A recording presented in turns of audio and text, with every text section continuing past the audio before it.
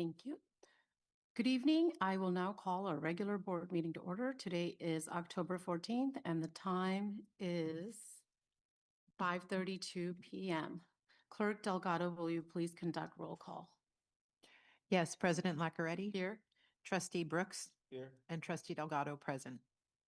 Thank you. Will the community outreach specialist please introduce themselves? Thank you, Madam President Laccaretti. Buenas tardes a todos. Si usted nos está viendo en persona o virtualmente y usted habla español y necesita interpretación, le podemos proveer interpretación si lo necesita. Gracias. Thank you. เป็นอนุมามหวังอันนี้ที่มาพิจารณาบุอิมวนฉลางสก็ไม่เชื่อมจะฟังว่าเป็นเมียนวานะบุเถียงตัวเนี่ยโอ้แรงจริง Thank you. Nhau rong yo chọn tu cho linh hấp xuất tu yo hà đã có sai sai bên nhau tu hu sự đông xiu nó the board lúc trong sĩ thản nó ha họ sang tờ số hà lu là yo mua lu rất chi là bé yi mong mong sai lu yo có sang tàu wo chọn tàu. Thank you, Madam President Laccaretti. Thank you to our community outreach specialists. For those who are with us virtually and would like to make a public comment regarding any closed session items, please call 1-669-900-6833 and enter or select meeting ID 880-3612-8852. You'll be placed in a For those here in person, please stand behind the podium to make your public comment. State your name for the record, share your comment, and or identify which agenda item you're addressing and comment. The board will now adjourn to closed session to discuss agenda items: A, public employee, appointment, reassignment, discipline, dismissal, release, complaint, Government Code Section 54957. B, Education Code 35146, Student Expulsion Number 1, 2025-26. Item C, Government Code 54956.9D1, Conference with Legal Counsel regarding existing litigation, Court Appeal F087142, Merced Superior Court, Case Number 22CV-04187. Conference with Labor Negotiator Tamara Ferrerio pursuant to Education Code Section 94957.6 regarding negotiations with Merced City Teachers Association and California School Employees Association, Chapter 530. Government Code Section 54957, Public Employee Performance Evaluation Superintendent. At this time in the meeting, the public is invited to comment on items within the board subject matter jurisdiction in accordance with board policy on the items listed for the closed session only. Comments from the members of the public shall not exceed 3 minutes per individual or a total of 20 minutes unless a majority of the board waives timelines. Ms. Gates, do we have any callers for closed session items? President Laccaretti, there are no callers in the queue. Thank you, Ms. Gates. Do we have any in-person public comments? Seeing none, we are now adjourning to closed session at 5:35 p.m.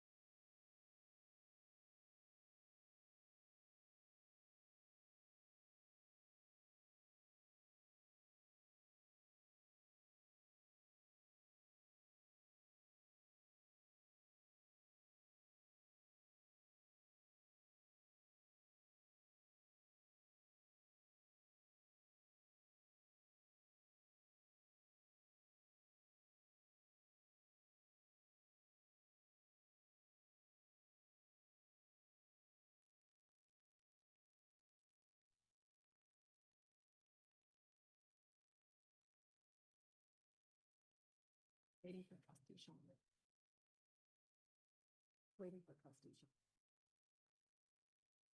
We will start in a minute. We're waiting for trustee Zhang. He's here, so.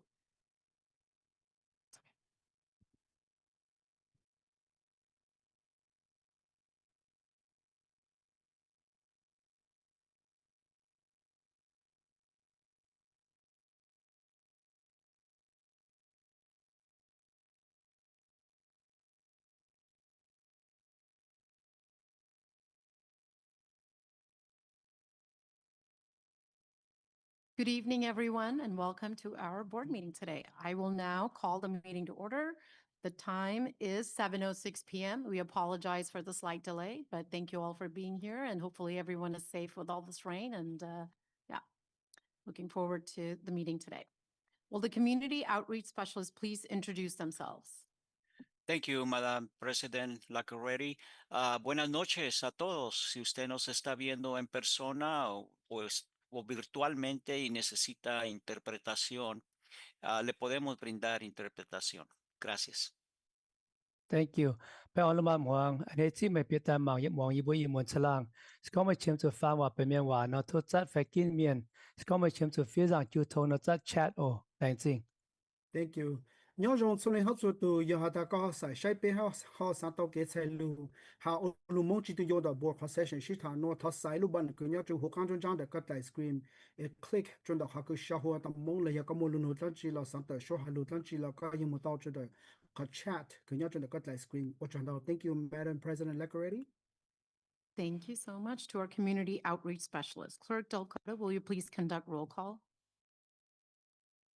President Lacaretti, Here. Trustee McCutcheon, Trustee Zhang, Trustee Brooks, Here. Trustee Delgado, present. Thank you. We will now salute the flag led by John Muir's leadership students. Please come forward and introduce yourselves. Please stand. Please introduce yourselves and the pledge. Flag. Introduce yourself. Hi, my name is Mia Medina. Hi, my name is Montserrat Medina. Please stand for the Pledge of Allegiance. Ready, salute. I pledge allegiance to the flag of the United States of America and to the republic for which it stands, one nation, under God, indivisible, with liberty and justice for all. Thank you. Thank you.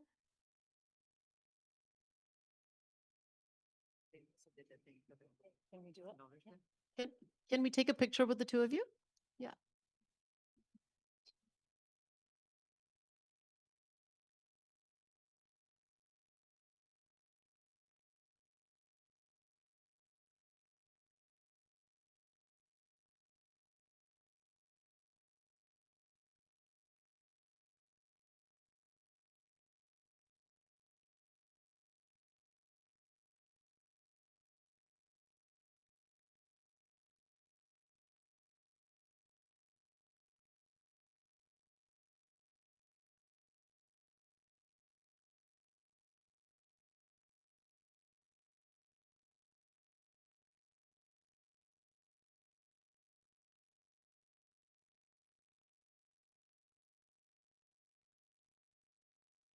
We have no items to report from closed session. And now public speaking information. In-person comments will be taken during the public comment period to enable public comment and translation services. This time is for general public comments and comments on any specific agenda item, should you choose not to wait until the agenda item comes up. If you choose to speak to a specific agenda item during the public comment period, you will not be able to speak to the agenda item again when it comes up later in the meeting. I will announce when we're ready to open for public comment. For those here in person, please stand behind the podium to make your public comment. When it is your turn, state your name for the record, share your comment, and/or identify which agenda item you're addressing and comment. You will have 3 minutes to address the board. To maximize community input, we may exercise the right to reduce the per person speaking time if necessitated by a large number of speakers. For those who are with us virtually and would like to make a public comment, please call 1-669-900-6833 and enter or select meeting ID number 880-3612-8852. You will be placed in a virtual waiting room until the moderator provides access to the live meeting. Now we move on to school showcase, John Muir Elementary School, Principal Sakairos.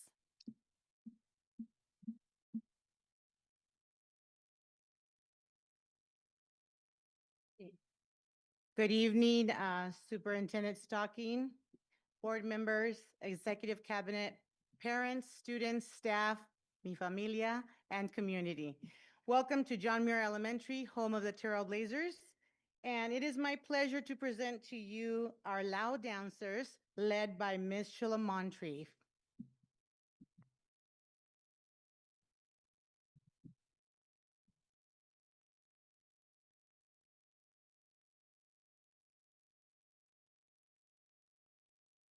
They're going to go on the stage.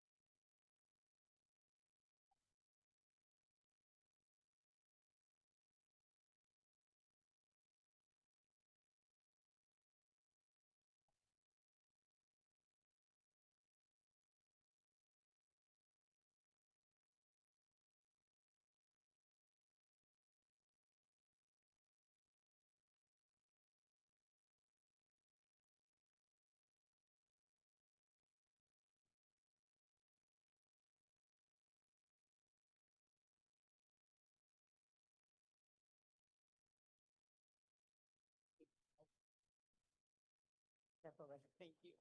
Be careful. Thank you. Good job, guys. Good job. Thank you. Great job.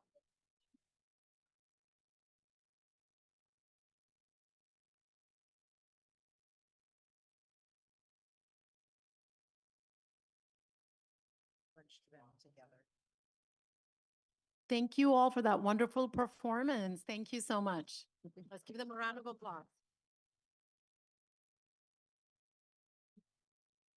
Please, go ahead. So this was their dress rehearsal on Saturday, October the 18th. They will be performing at the theater along with Schoolyard Rap. So there are one of the three dance groups performing during that evening or from 3 to 5. So thank you, Michelle Amontri. Short notice, you got them ready to go for the 18th. And this was a dress rehearsal for today. All right. All right. So, well, once again, welcome to John Muir. Just a little bit of background on John Muir, right? John Muir serves as a cornerstone to our community, providing safe, nurturing environment of mutual respect while inspiring children to achieve their academic potential as lifelong learners through challenging curriculum, dedicated staff, and family. Our dedicated teams work tirelessly to ensure that every student achieves academic and social success with purpose and individual determination. Our current enrollment as of September 30th, 567 students, and this is TK through 6th grade. Our teaching staff and support staff is composed of 82 professionals. And once again, we're providing services pre-K to 6 in a diverse program. Established in 1922, serving families for 103 years. So, home of the Trailblazers.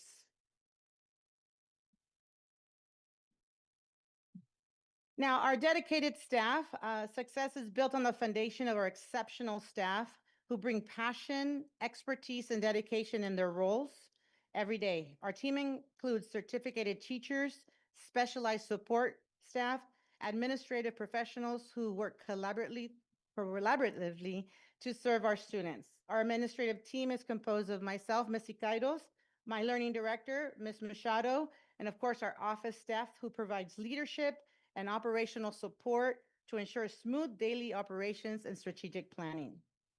Our support services include our counselor, our in-person speech. Yes, we have an in-person speech person therapist this year, so we're excited about that. Our psychologist, our board-certified behavioral analyst, reading intervention teacher, restorative justice league behavioral tech, our nurse providing comprehensive student support and mental health services.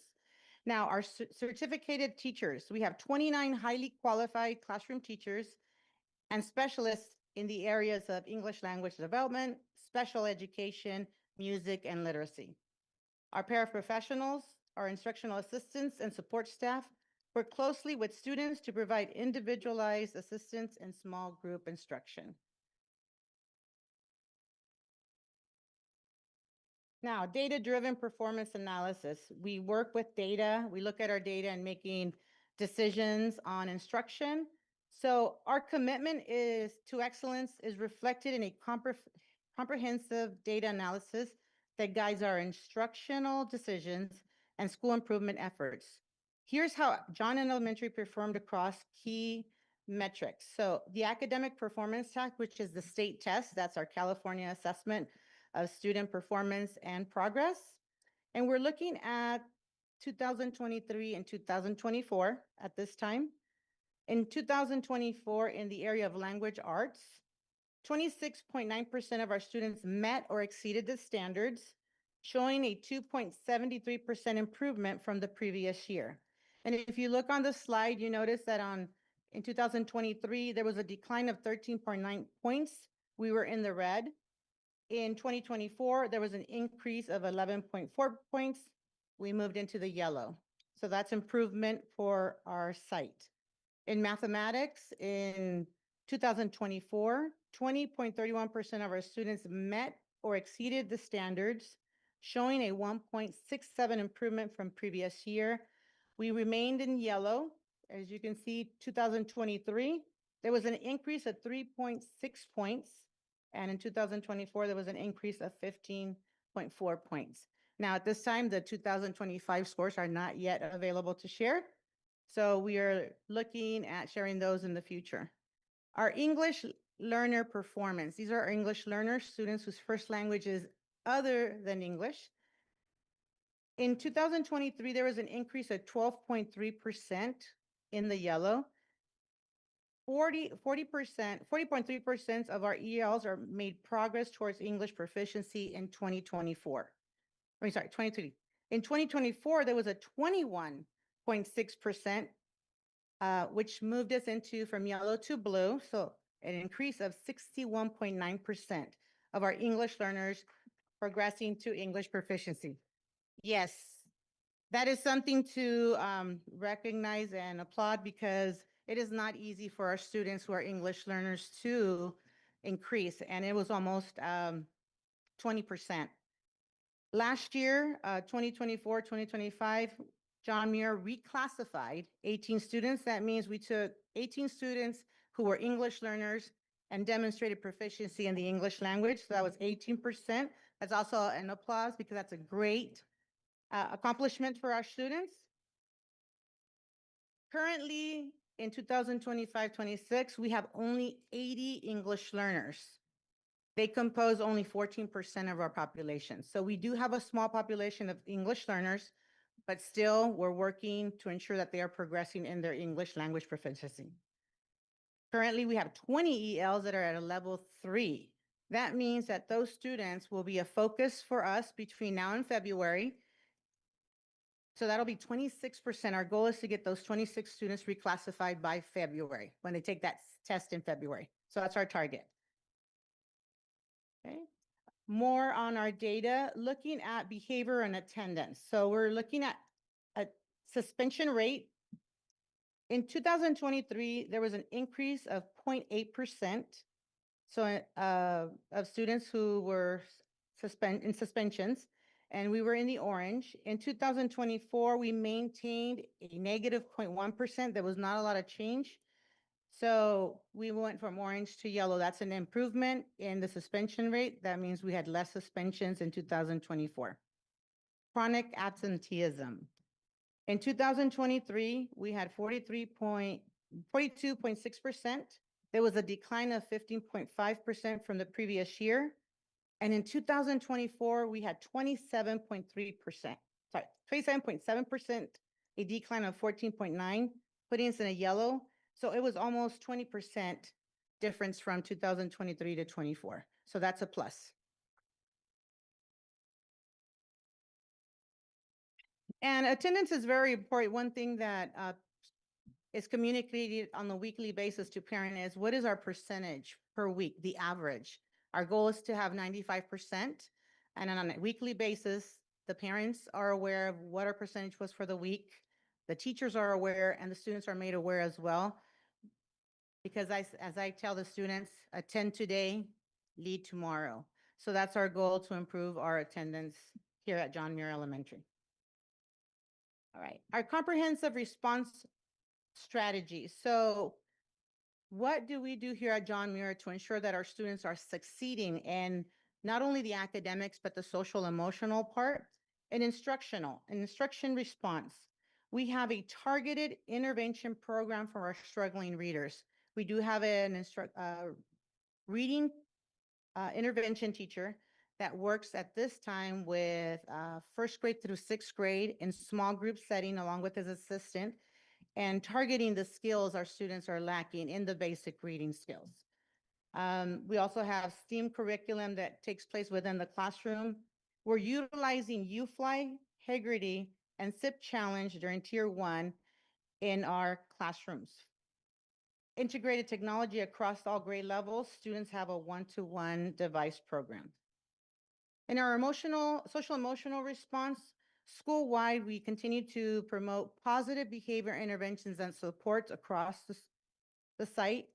In addition to that, we have counseling services, additional mental health support. This year, we have Cal CPI, which is supporting with that aspect of our mental health. We have an implemented restorative justice practice. We have our behavioral tech on site every day to assist with a conflict resolution. And creating peer mediation, and development of leadership program. Next week, we'll be starting our Playworks. It is a recess structured play to also assist with that social, emotional, and having the students be part of our school. Attendance improvement. We establish an early intervention system for at-risk students. We enhance family engagement through home visits and support. We create incentives recognizing excellence for attendance on a quarterly basis. And we partner with community organizations and wraparound services. So we offer those services to the parents if there's issues with attendance. Now, what makes John Muir unique?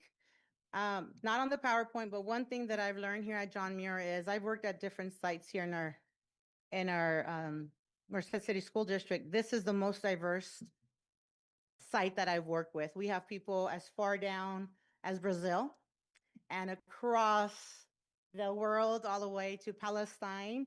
I mean, it is so diverse. Centro America, Mexico. This is the most diverse culture that I've worked with. So that is an honor to learn about the different cultures. Now, sustainability in education. We utilize our strong AVID team. As you can see, AVID means advancement via individual determination, team to ensure our students are prepared for lifelong success. The core instruction centers on the inquiry-based learning, intellectual rigor supported by organization, focused note-taking, curriculum connections with skills directly to future goals through relevant college and career lessons. So I am going to give my AVID team a big round of applause because they have been very essential in ensuring this. And something you may not know, our John Muir team has actually been asked to be a showcase. We have been asked to be a showcase school, but our AVID team says, I don't know if we want to do that because that means a lot of people coming into your site and interrupting the instruction. So I'm very proud of our John Muir AVID team for that. They've done a great job. Our extended day opportunities, I would say they're kind of a buffet. We have a lot of opportunities. I'm fortunate that at this site, I have teachers coming to me and saying, can I do an extended day program? Can I start that extended day program now? I'm like, sure, send me the proposal. And that's not something that I used to. So we have a lot of extended day programs that will be starting up.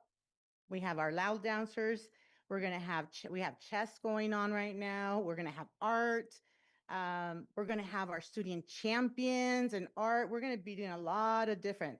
Today I met with a teacher. He says, I want to do a math extended day for those students that are lacking the basic math skills. I said, go ahead, just send in the proposal. We will do it. So I'm very excited about that. And I have to say, I have to thank our Aaron Alexander and Crystal Russell. I'm going to give them a hand. They got John Muir a bus for extended day. I know it was a lot of work, but that is going to assist to have more of our students participate in extended day. Since we are receiving a lot of students from the Loughborough area, now they too will have the opportunity to be an extended day and be transported home in the afternoon. So that was very exciting. So thank you so much, state and federal programs. Kind of went off. So we're going to have a lot going on in extended day. Partnerships. So We build strong relationships with local business, cultural groups, volunteers. These relationships enrich our curriculum and bring real-world experience to our students. We have guest speakers that will be coming in through AVID, also a career fair that's being planned for our future. And it's all facilitated through AVID, bring community context to our students. And we have our partnerships, which include our HPEC, which is our Harvest Park Educational Center, our Restorative Justice League and assets, and they are actually present here tonight. So let's give them a big round of applause because they are supporting our students' success here at Muir. Integration of the arts, comprehensive arts. We have music. We have a band instructor that comes and teaches band for 5th and 6th, chorus, and now we have another program coming in called Create, which will be working with our first through 6th grade music as well, TKK.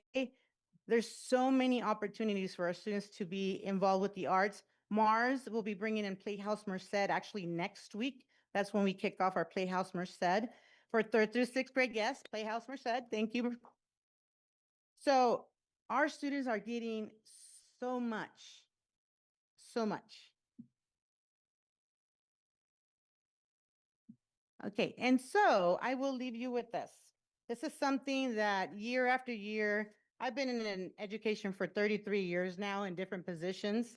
And this is one of the quotes that has always stood.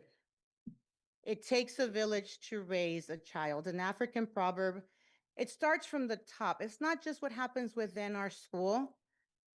It's from the top, from our board members, from our executive committee, from our superintendent, from our community liaisons, Lucas Lopez, Fong Her, Zhang. It takes every single member to raise a child. Today, it took a whole team. Cafeteria staff came together to put this together. Our custodial staff, maintenance, the whole team came together to make tonight possible for all of us. So I would like to thank every single one of those members that help raise our children. So let's give them a hand.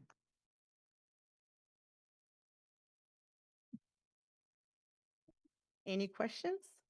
Thank you, Principal Sequeiros, for the wonderful presentation, and thank you for the dress rehearsal. So we have a lot to look forward to on Saturday.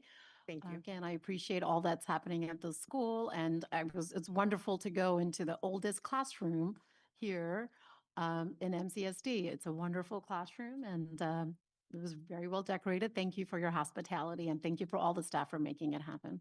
You're welcome. Thank you. Any other questions or comments from the board? Any questions from the board? Is it? Nope, it's not on. Oh, it is?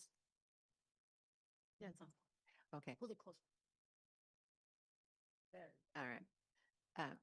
Mrs. Sequeiros and the John Muir staff, thank you for all that you do. I'm sporting my John Muir shirt, and my journey in education really began with a class of 3rd graders from John Muir 25 years ago, who I figured are now about 32 or 33. But there's that sense of community, and it has never gone away. And I'm excited. I've known you for a long time. You've worked with my own children. And so I'm excited for you to be able to be a part of this very incredible Muir staff. You're amazing. Thank you, Ms. And to be exact, 19 years, Annie. Any other questions, board?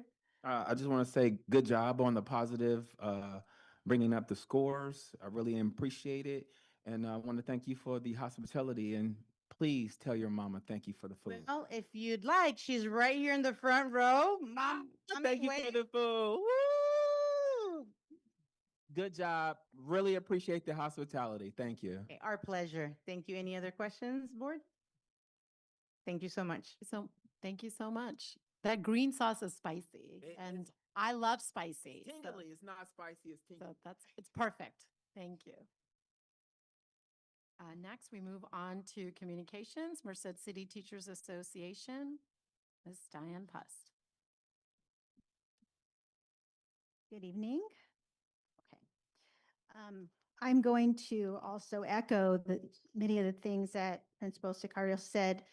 I worked here for 3 years as my first 3 years a teacher librarian, and absolutely true. They're an amazing staff. I was sad to go, but they're still here and they're working hard. And tonight I'm going to focus on basically one topic, and that's going to be behaviors. As you know, you probably see a lot of red in the audience today. So I'm going to ask anyone who is here to support MCTA, to support our district, who's here and concerned about discipline, to please stand up.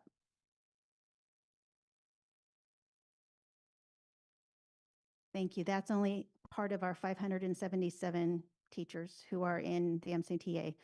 Thank you.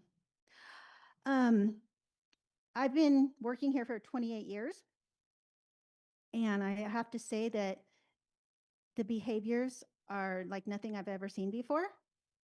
And I have a lot of teacher friends who I've never seen so sad before, so defeated before. Amazing teachers who cannot do their job because they're having to deal with children running out of the classroom. We call it eloping, having to maybe evacuate their classroom. They can't do the teaching, and that's why we're here, because we're teachers. We want to teach, and we can't do that. And so when we look at scores, I mean, we can't talk about raising scores if we can't teach. So I have told the members, I want to hear from you, because I can stand up here and talk to you guys, but I'm not in the classroom. I don't experience this every day. I see it every day, but I don't experience it. They do. And so some of them are going to come up here today and tell you their stories. And I'm going to share with my time right now, the rest of, one of the teachers who couldn't be here today. I'm going to share her story, and then I'll turn it over to the others. This is from Crystal Fergulia. She's a teacher at Ada Gibbons. Good evening, members of the board. I have been a dedicated kindergarten teacher in this district for the past 23 years. I'm here tonight to speak candidly about the extreme challenges I and many others have been facing in our early childhood classrooms due to increasingly severe student behaviors. In my classroom, I have had to manage students exhibiting aggressive and dangerous behaviors such as screaming, hitting, kicking, biting, scratching, throwing furniture, and climbing on top of or crawling under it. These are not isolated incidences. They are daily disruptions that endanger not only the child in crisis, but also the other students, support staff, and myself. I have personally been hit, kicked, scratched while trying to de-escalate situations or shield my student teacher, classroom aide, and other students. My support staff has also been injured. On multiple occasions, I've had to evacuate the entire classroom for safety, leaving learning behind in order to manage chaos. Let me be clear, I love my students, including those who struggle the most. I understand that these behaviors often stem from trauma, unmet needs, or disabilities, and these children deserve compassion and support, but so do the other students, the staff, and myself. What we're lacking is not heart, it's resources. We need more trained behavioral specialists, trauma-informed interventions, and district-level support to help these students succeed without putting others at risk. And we need realistic policies that acknowledge the toll this takes on everyone in the room. I've spent countless hours outside of my contracted time documenting these incidences because I care deeply and want to advocate for these children. But it should not come at the cost of my own well-being or that of the other 20 students whose learning is regularly disrupted. I urge this board to recognize that what's happening is not sustainable. We need meaningful solutions, not just for the sake of compliance or data collection, but to protect the physical and emotional safety of every person in the classroom. Thank you for listening and for taking steps to ensure our youngest learners and their educators get the support they desperately need. Thank you.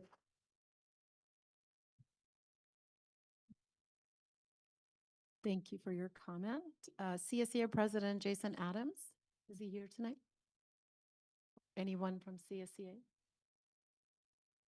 Okay, we will move on to public comment period. The public is now invited to comment on items within the subject matter jurisdiction of the board or a particular agenda item. Topics not on the agenda, which are brought to the board's attention, may be investigated by the superintendent, and a report may be made to the board either publicly or privately at a future meeting. State law prohibits the board from acting at this meeting on any matter raised during the public comment period. Comments from the member of the public shall not exceed 3 minutes on an item or 20 minutes per item unless a majority of the board waives timelines. The board respects the right of members of the public to speak to the board regarding matters on the agenda and other matters within the jurisdiction of the board. Ms. Gates, do we have any callers? Ready, we have one caller in the queue who I've admitted, caller 284. Thank you. Caller 284, please press *6 to unmute your phone and proceed with your comment.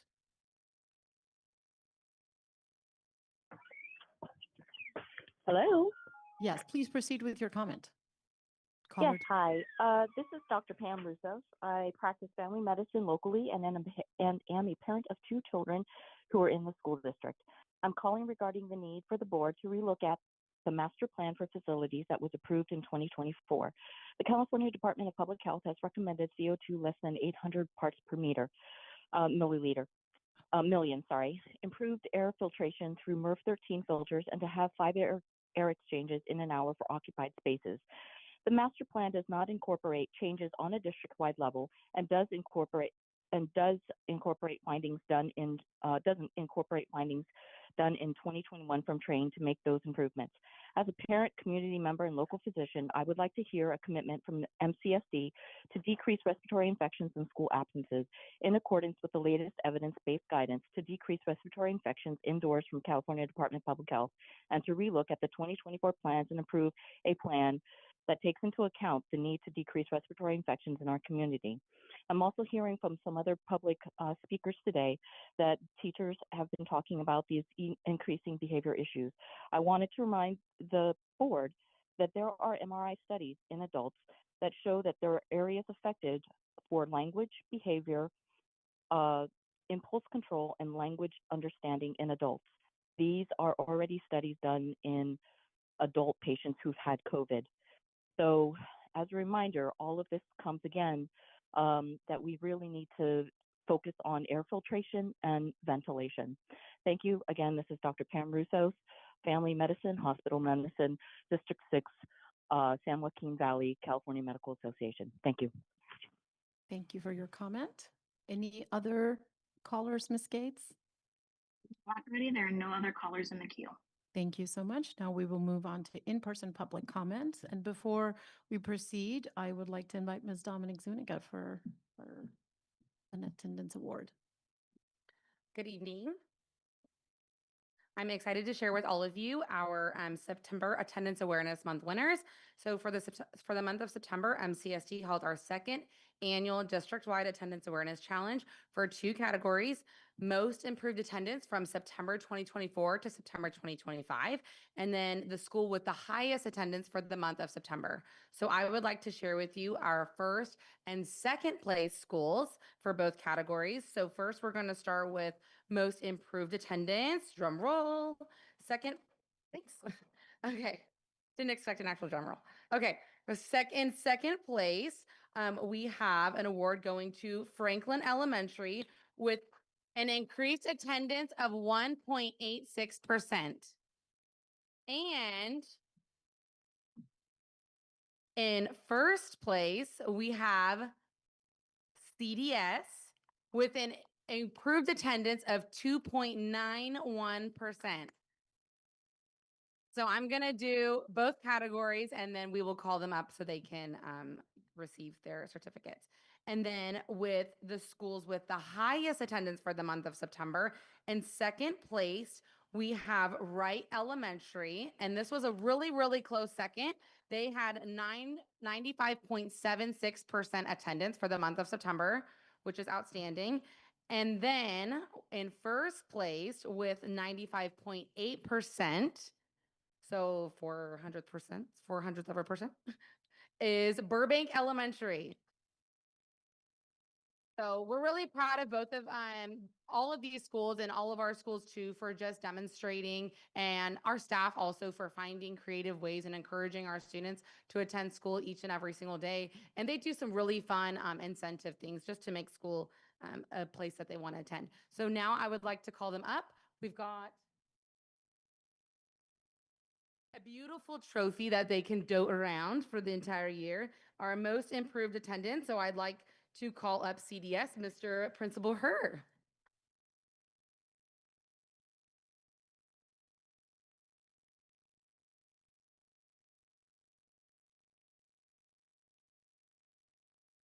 On behalf, as principal of, and along with my two teachers, Miss Ornelas and Miss Ortiz, on behalf of Community Day School, we are honored to accept this, and we would like to also extend, we're in the months of sharing spirit, but with this, I'm not sure if we want to share. So we're going to extend a challenge to all the other schools to try to take it from us.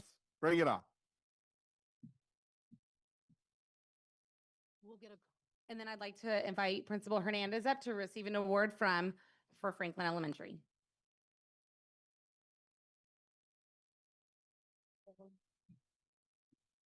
I just want to thank my community at Franklin School, my staff, and all the students because without them, we wouldn't be able to increase our school attendance. So thank you.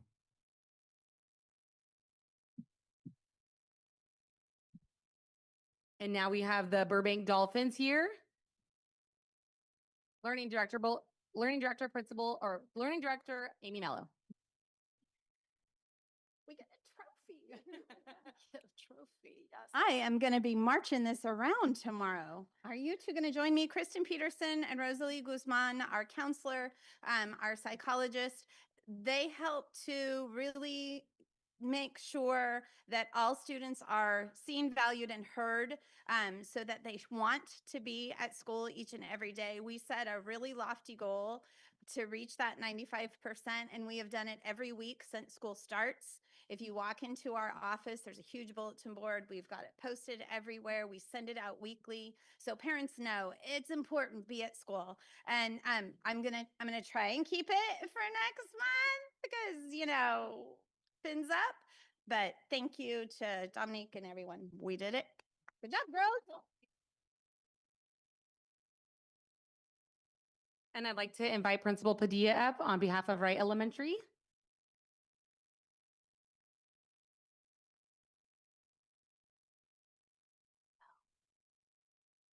Well, thank you very much.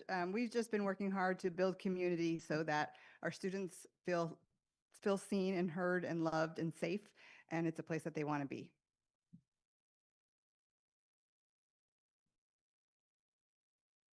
Is that it? Congratulations to all the winners. Before we start public comment, we have these cards. Where are the cards placed? Oh, back there. Please, if you want to make a public comment, please fill out one of these. So it will enable us to keep track of the time for each topic. Thank you. I will call the names. Let's start with Brett Callister.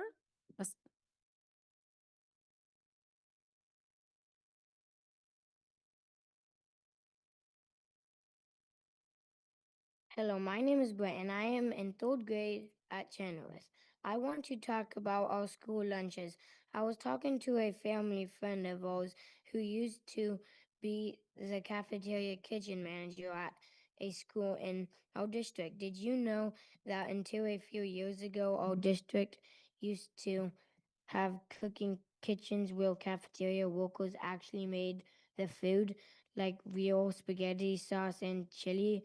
But now everything we get is pre-packaged, produced, and microwaved in plastic. It doesn't taste good, and honestly, it doesn't even look good. They serve us walking tacos and chicken and kicking chicken that seems to be made with mystery meat. Almost every day, I see the sharing tray overflowing with food that no one wants to eat. That's a lot of wasted food and a huge waste of taxpayer money. We shouldn't be throwing away that much food every single day. I know would eat more if it actually tastes good. Thank you for hearing me.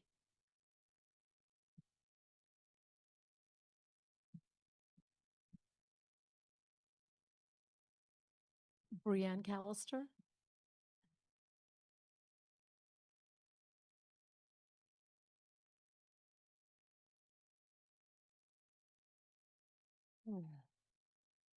Good evening. I'm here tonight as a parent of 4 children in this district, a substitute teacher who works in our classrooms, and as a former member of the Bond Oversight Committee.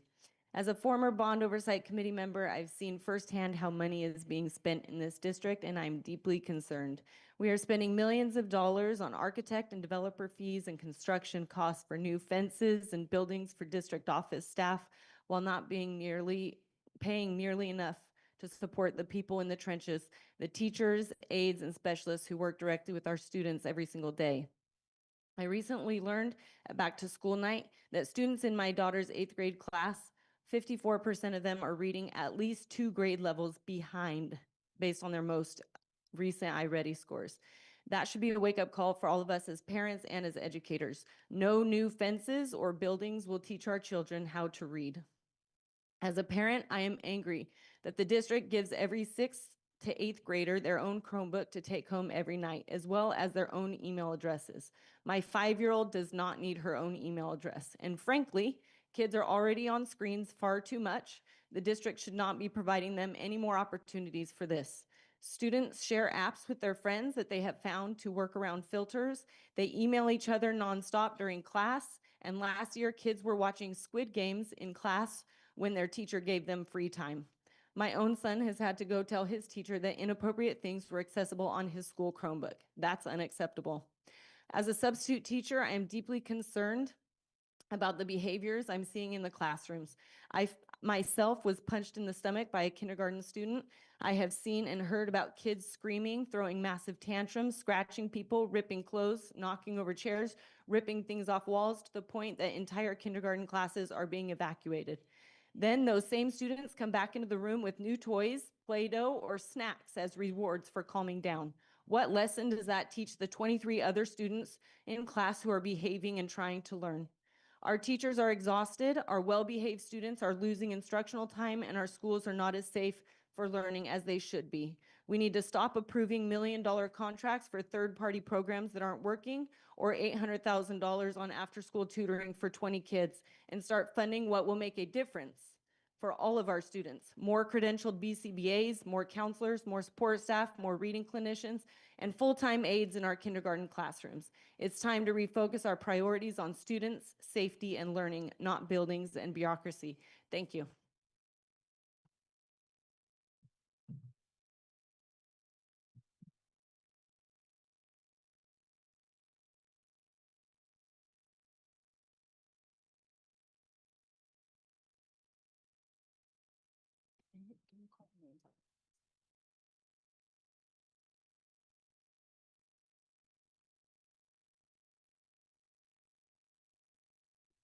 Tina from MCTA, teacher, next.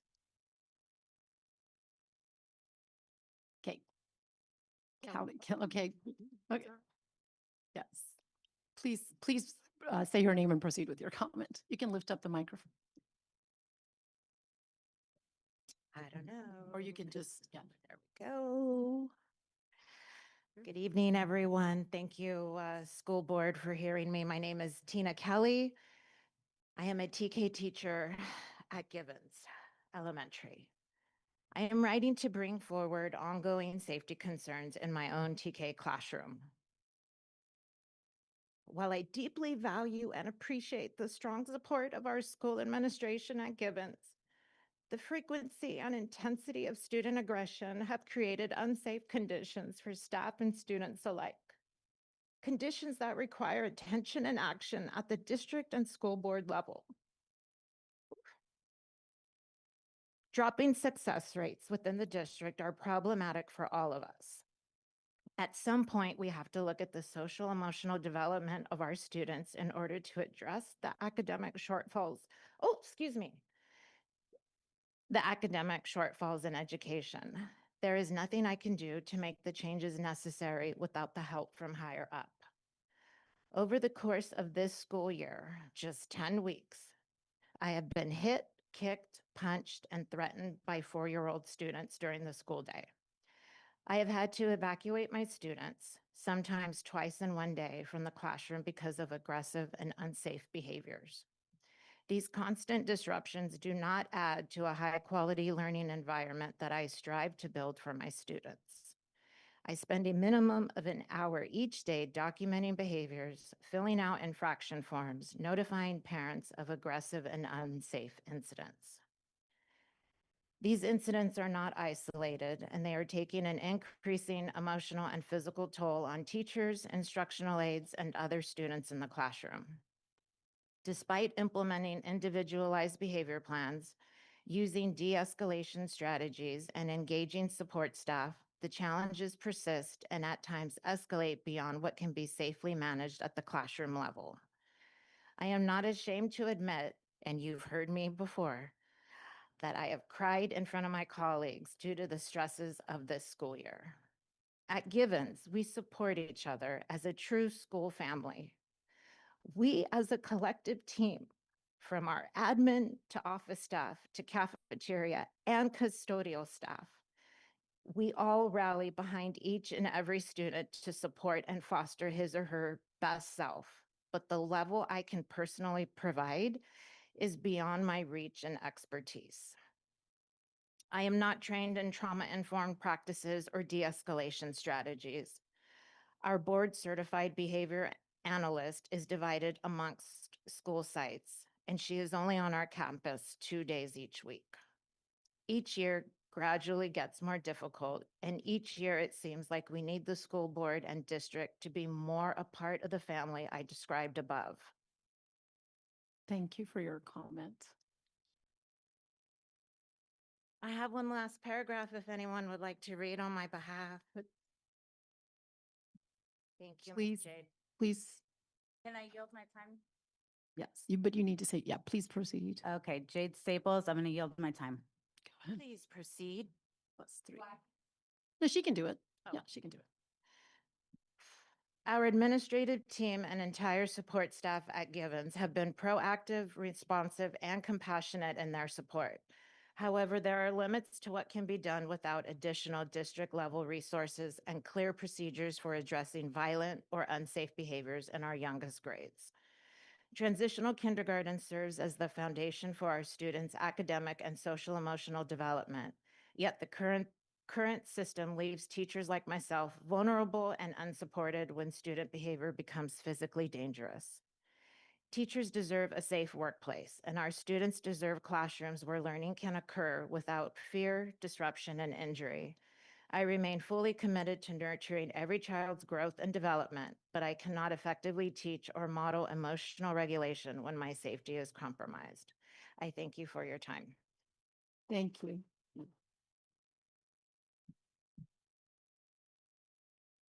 Kristen Peterson.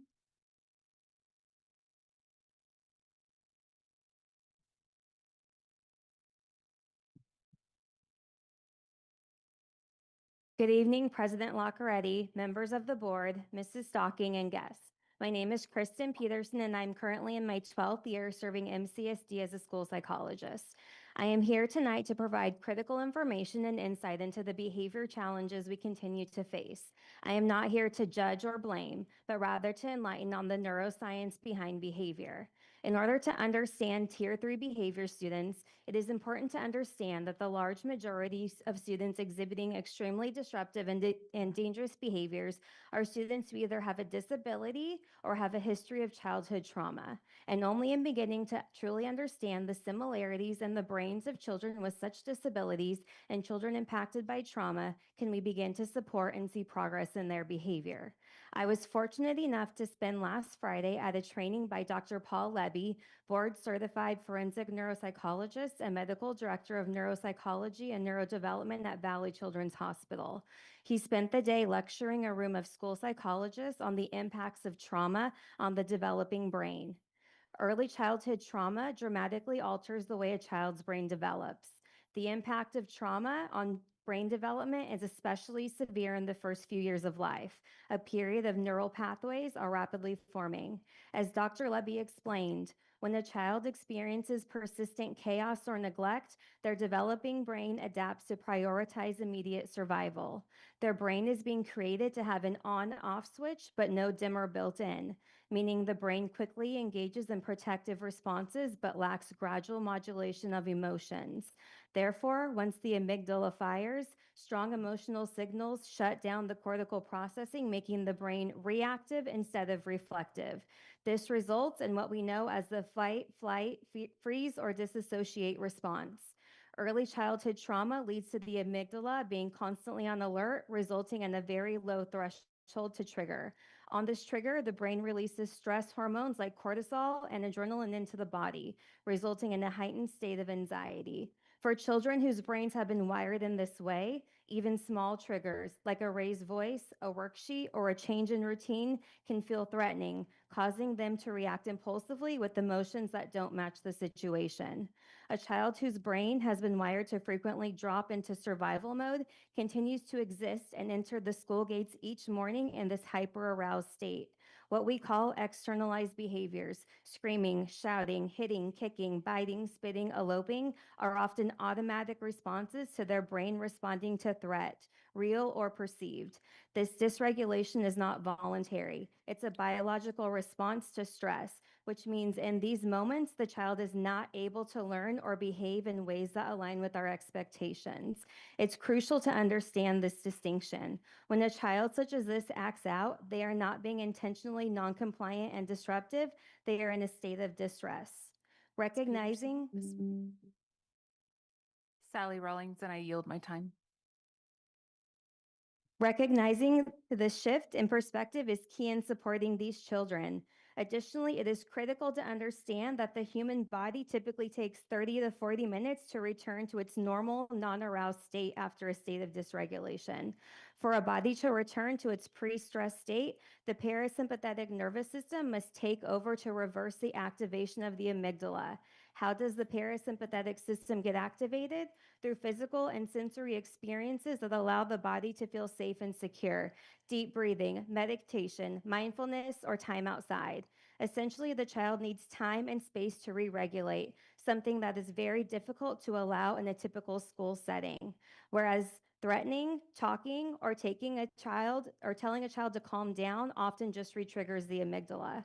Furthermore, the relationship between trauma and poverty compounds the problem. There is a strong correlation between poverty and childhood trauma, with poverty acting as an accelerant that increases the likelihood of toxic stress while also reducing the resources to cope with it. The stress of poverty often disrupts family dynamics, leading to more single-parent homes, domestic abuse, parental depression, anxiety, and disengagement, and growing up in neighborhoods that have a higher exposure to violence, crime, and substance abuse. Data provides that children whose parents report poverty during pregnancy are 9 times more likely to experience childhood trauma as defined by ACEs, also known as adverse childhood experiences. Trauma and poverty interact in a cycle where repeated stress affects the entire family, and parents lack the capacity to support their children effectively due to their own struggles, perpetuating trauma and poverty across generations. The damage caused by toxic stress and adverse childhood experiences can be severe, with some research showing up to a 6% smaller brain and up to a drop of 13 points in IQ. Additionally, in understanding the connection between poverty and trauma, it is crucial to understand the population of children we are serving in Merced City School District. I pulled the following 2025. Out of all California counties, Merced County is ranked 57 out of 58 in the lowest socioeconomic status. The highest poverty and low-income rates are found in the city of Merced, specifically the 95341 area code, where almost 30% live below the poverty line and an additional 55% are considered low income. Within both the city of Merced and the state of California, the highest poverty levels by race and ethnicity are Black or African American, providing that 31.1% of Black and African American children residing in Merced County are living in poverty, which is far above even the state average of 19%. In addition, 82.8% of Merced City School District students free or reduced lunch, whereas the state average is just 61.7%. My name is Muriel Bandit, and I yield my time. What should this data be telling us? That there is a good chance the child or children on every single campus across this district who is engaging in significantly disruptive and dangerous behaviors is doing so because either one, they have a disability, two, they are a child who has experienced childhood trauma and toxic stress, or three, they are both. When we stop to look at the similarities in neuroscience between children with disabilities and traumatized children, of particular consequence is the impairment to the prefrontal cortex and executive functioning. This is where inhibitory control, working memory, and cognitive flexibility happens. These skills allow for impulse control, self-regulation, focused attention, organization, task initiation, sustained effort, problem solving, planning, and adaptability. Therefore, when there is a proven or assumed executive dysfunction, we can begin to understand why students with disabilities and traumatized students often present similarly and with very similar and significant needs. Once we understand executive functioning, we can then see how almost all behavioral deficits are a direct result of a skill deficit in executive functioning and not just a purposeful behavior. And while I do not have the time to go into the impacts of screen time on the developing brain, it is important to note that Dr. Levy reiterated the same consequences of disability and trauma as screen time on the developing brain and the prefrontal cortex. So what can be done to help? The research is clear. Early intervention is critical, and schools wait too long to intervene. Decades of research shows early intervention is more effective in producing favorable outcomes than later remediation. At 4 years old, children experience one of the most dynamic phases of brain development. This period is marked by rapid neural growth and synapse formation that far outpaces any other stage after infancy. The brain's plasticity is at its peak, enabling children to acquire new skills effectively and quickly. Between 2 and 4 years old is the time to intervene. Neural pathways straighten through repeated use, while unused connections are pruned away to improve efficiency. We must understand that the brain structure is relatively set by 5 years old. The most effective way to support children with executive functioning deficits is to provide them with a safe, stable, and nurturing environment where they can learn to regulate their emotions and build resilience. Unfortunately, the school system wasn't designed for how kids learn best. It was designed around how adults manage best. It was designed for efficiency instead of curiosity, movement, creativity, and connection. Otherwise, we would realize that kindergarten standards are not at all developmentally appropriate and that 5-year-olds should be learning through play-based and hands-on learning experiences. But I digress. Due to the unprecedented levels of young children now entering our schools with maladaptive behaviors, there should be 2 priorities in our... Rosalie Guzman, and I yield my time. Due to the unprecedented levels of young children now entering our schools with maladaptive behaviors, there should be 2 priorities in our early and primary education classrooms: literacy instruction and the development of executive functioning skills. And for those children who continue to struggle with supports available in a general education setting and on a comprehensive campus, we must intervene early and consider what the child needs to be successful long term. To do this, we must stop viewing alternative programs as something that is bad. And if we can acknowledge and accept that not all students learn the same way or at the same rate, why do we continue to try and force them to all learn in the same setting? Alternative settings should not be viewed as exclusionary. Rather, we should create spaces to meet the neurological needs of students who are not capable of functioning successfully in the traditional classroom setting, whereas the focus should be on rewiring and reteaching their brains to appropriately perceive threats, manage stress, express emotions, and build trust. If we are ever to see not only behavioral challenges or behavioral change, but academic progress, that is absolutely essential. The strongest counter to early childhood trauma is developing resiliency. The reality is the general education setting with high student to teacher ratios frequent transitions, limited flexibility, and rigorous academic standards are all continuous triggers to the amygdala. School is an overwhelming and negative experience from the start for many of these students, and the expectation that Tier 3 behavioral needs can and should just be met in a general education classroom on a comprehensive campus has led to stressed out teachers, traumatized peers, ostracized students, and support staff acting as high-paid one-on-one aides who are unable to get their own work completed within the workday. And frankly, the future of our Black boys depend on this shift. Until they can come to school in a culture and setting that understands their brains and their movement needs, we will continue to fail them. Ultimately, schools will continue to see limited progress in behavior as long as we focus our understanding of behavior through the lens of behavioral analysis instead of neuroscience. Behavior analysis focuses on observable behaviors and their antecedents and consequences, but does not explain the complex interplay of brain development and the epigenetics and their impact on behavior. The reality is, 10, 15, 20 years since the introduction of PBIS into schools, behavior has only gotten worse. I don't think a single person working in education today will say behavior is better off today than it was before. Behavior in traumatized children is far more complex than ABA and the 4 functions of behavior, which developed BIPs, can offer. Dr. My name is Kelly Sorensen. I yield my time. I promise this is the last one I'll need.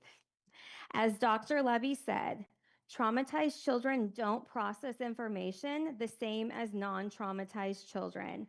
They often are not processing information at all. Their brains are simply reacting to a threat, whether it is real or not. Therefore, no amount of praise or reinforcement is going to rewire their brain to be the best version of themselves, especially when no one is around to give them a sticker.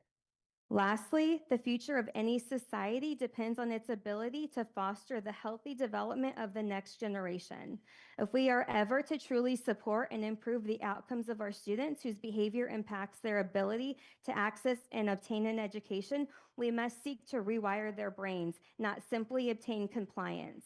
And to do this, we must provide them with settings and learning environments centered around play, patience, trust, and positive relationships. We must invest in alternative settings to meet the needs of our diverse population instead of forcing all students into the same box and assuming that PBIS and UDL will handle the rest. We are not the first or the only district to be struggling with the management of behaviors.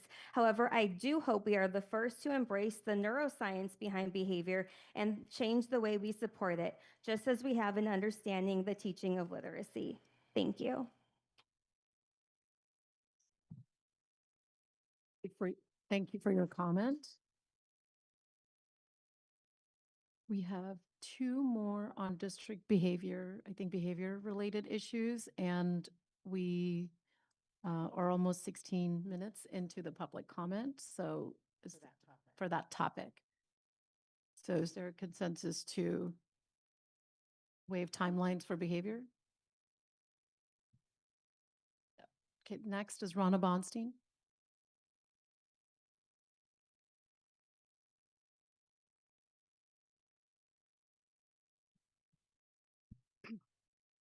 Good evening, members of the board, teachers, and the Merced community. My name is Ronna Bonstein, and I'm here tonight not only as an educator, but as a voice for many of my colleagues who feel overwhelmed, unsupported, and deeply concerned about the realities we face in our elementary classrooms today when it comes to behavior. As teachers, we understand and embrace the incredible responsibility of creating welcoming, safe, and inclusive learning environments. We strive every day to ensure our students feel valued, supported, and connected, not only academically, but socially and emotionally. This is the heart of what we do.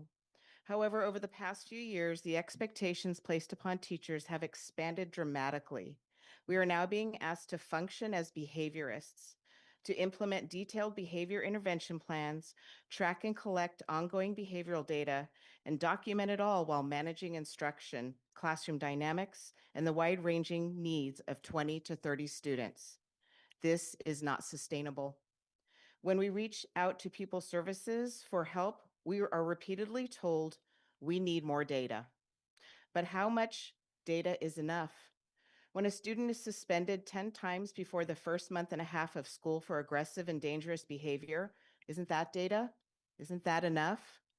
We are seeing situations that not only disrupt learning, but compromise safety for students and staff alike.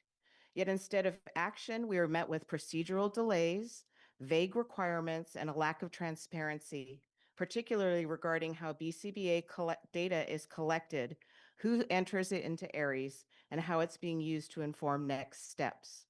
We need clarity. What is the actual path to an alternate setting for students whose behaviors are extreme and persistent? What specific data is considered sufficient to begin that process? Who is responsible for entering this data into ARIES? BCBA, the learning director, the principal? Teachers are doing their part, but we cannot do this alone. We are burning out, we are frustrated, and our students, including those struggling the most, are not getting the specialized support they need. We need actionable support, not more red tape. We are asking the board to advocate for increased transparency and meaningful support from Pupil Services. Our students deserve a system that responds, not one that stalls. And we as educators deserve to be supported in doing the work we love, not worn down by unrealistic and unsupported expectations. I'd like to add that in my entire 19-year teaching career, this is the first time I have not been able to hold small group targeted instruction because of the level of dysregulation my students are demonstrating. I'm not able to reteach material to struggling students, nor challenge my advanced students in content areas. This is absolutely unacceptable. Thank you for your time. Thank you.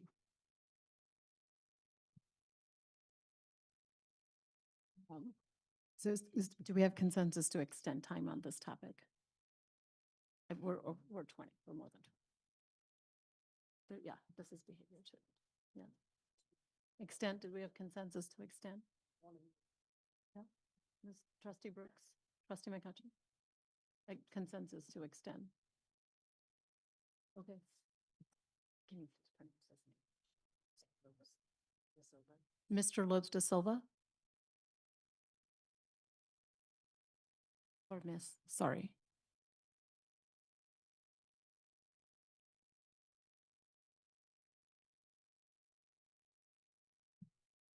Hi, I'm here to speak on behalf of Susanna Moronado, our school counselor at. Can you please speak into the microphone, Oh, please? I'm so sorry. No. I'm sharing this message on behalf of Susanna Moronado, the school counselor at John Muir Elementary. She's not able to attend in person due to a conference. I hope you hear her words as they are intended, spoken from the heart, with the goal of making our school a place where both students and staff can thrive. I consider myself a self-aware professional. I see our students, I see our teachers, and I see what's happening around us. Since this year's boundary change, we've seen a noticeable increase in student behavior. Sometimes multiple behaviors occur at once. Our staff feels it, our students feel it, and I feel it too. As a counselor, I'm here for every student. I support Tier 3 students in crisis, and I'm always willing to step in. I stay calm and I stay as long as I'm needed, even if that means missing lunch, staying late, or rearranging my entire day. But no matter how much I do, I often walk away feeling like it wasn't enough. When a major behavior occurs, anxiety fills the room, not just for the students in crisis, but for every other child watching and for the adults managing the moment. Every student in that space needs support, but I stay with the one who needs the most. Some days the behavior takes 15 minutes. Other days it takes an entire school day. And when that happens, my lessons, small groups, and one-on-one counseling sessions get postponed. The students I regularly support notice, and I'm worried that I'm unintentionally sending a message that their needs matter less. We are professionals. We care deeply about our students, but we cannot pour from an empty cup. We are feeling the strain, physically, mentally, and emotionally. This is why I'm asking for change. A board-certified behavior analysis, BCBA, at every site. Increase the hourly rate by $2 to secure one-on-one aids for those students who clearly need daily support. Because while I can be in the classroom sometimes all day helping student crisis, I'm also here to run programs, deliver counseling, and Tier 1 lessons. Lately, it feels like everything's floating. I'm doing my best to prioritize the biggest needs, but it hurts to delay support for other students. I know I'm not alone with this. Many of my colleagues feel the same way, stretched, scattered, and surviving. Please help us rebuild our school climate where respect, safety, and support are not just words but daily practices. We need more, not more expectations, not more meetings, but more consistency and more support. That's how we protect our students' emotional health. That's how we protect staff morale. And that's how we create a school where everyone, students and adults, can feel safe, seen, and supported. As someone who sees what's broken and wants to help heal it, thank you for listening. And I also want to speak on my behalf. Please readjust the time. Please state your name and proceed with, one second, okay, go ahead. State your My name is Tarsila Lopez. I'm the behavioral technician here. I work with RJL. As a behavioral technician in this district, I see every single day how much our staff is stretched thin trying to handle behavioral challenges. We do everything we can to support our students, but even with all hands on deck, it still doesn't feel like enough. These outbursts don't just disrupt classrooms, they influence other students to act out as well. Teachers are feeling discouraged, like no matter how hard they work, it isn't enough to make a lasting difference. And as a staff, it's hard to watch because we care deeply about our students and want the very best for them. What we need is real support across the district, support for our students who are struggling, support for our teachers who give everything they have, support for our staff who show up every single day determined to make a difference. We need a stronger system that truly addresses behavioral needs, not one that rewards students for simply not fighting, but one that recognizes growth, responsibility, and positive choices. I ask that we take a hard look at the system in place and use the feedback from those who are in classrooms every single day. Together, we can build a healthier, stronger environment, not just for students who struggle, but for every child, every teacher, and every staff member in our district. Thank you.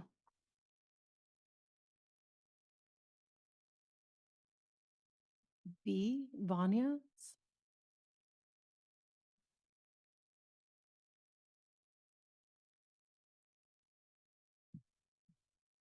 Hi, my name is Vania, but I go by V. I've worked in the district for a long time. I started off in the kitchen. I was a noon duty, and now I'm an instructional aide in a first grade classroom. So I'm just going to read off my paper that I have here. Okay, so something needs to be done about students' behavior and discipline. I don't understand how we reward students who act up on a daily basis, but not those who come to school ready to learn and make good choices every day. The last time I went to a town hall meeting, I had said something about the discipline, and it seemed like the only thing that was cared about is what the parent thinks and how the parents feel. But the parent isn't the one up here chasing their kid around the campus, trying to keep them from eloping or hitting other children. Um, and they're supposed to be in class. I have a student here at this school too. He's in the second grade.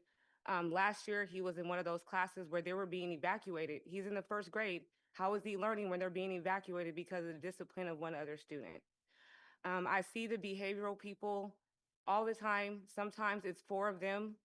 You have the counselor, Miss Lopez, other people on one student. And that student is still, they can't control the situation. So, something has to be done. I've seen students hit other kids. I've seen them threaten kids. I've seen them threaten adults. I've seen students in the office just tearing things up and nothing is happening. So something needs to be done about discipline. I get there's some students out there that have emotional disturbance and all this other stuff, but for those other students that are here, these kids are our future, right? They're our future. And if they're coming to school and they're misbehaving and nothing's happening, when they turn 18 and society sees them as an adult and they go hitting on people and they go to jail, what are we going to say? Because we never disciplined them or reprimanded them when they were in elementary school. I was in elementary school. I've been suspended. I was more afraid of my parent than I was of the school. That was the difference then and now, but something needs to be done because these kids are our future. Doctors, lawyers, presidents, something has to be done. So that's it. Thank you. Thank you for your comment.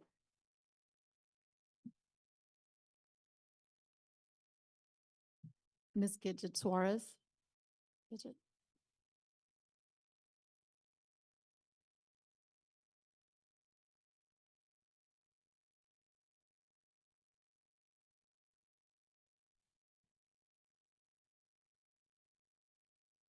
Good evening. I wasn't going to talk on behavior. I want to talk really quick and just invite a board member to come and spend an entire day at our campus, not 15 minutes at recess, but an entire day, and shadow one of our administrators so that you can get a better picture of what our teachers here are talking about. I think that would give you a better idea of what's happening at our campuses.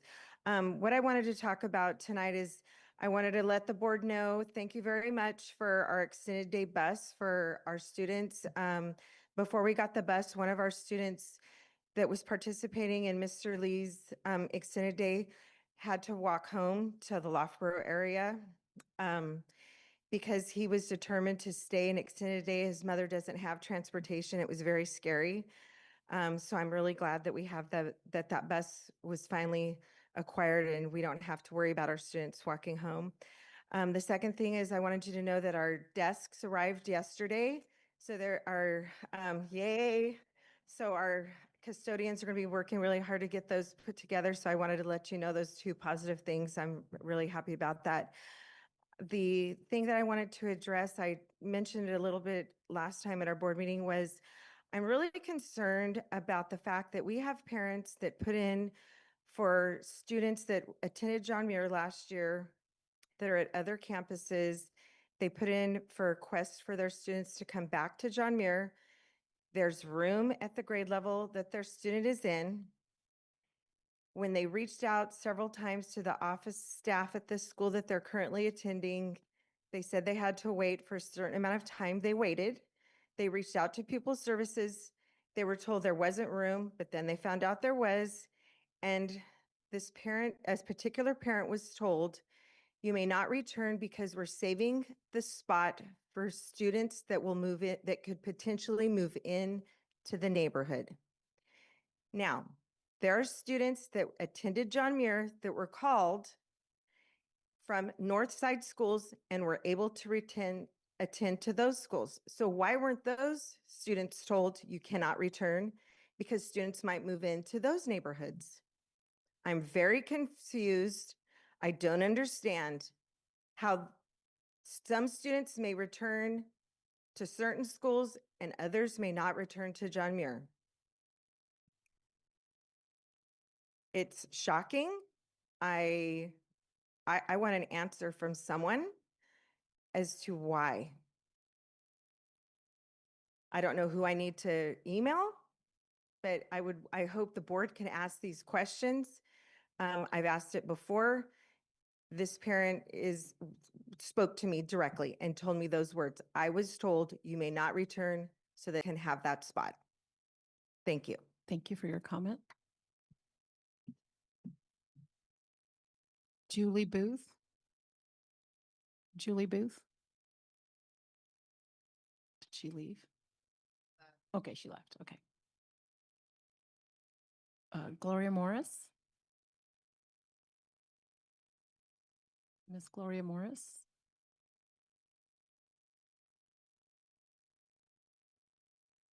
Pamela Merritt Bennett? Miss Bennett?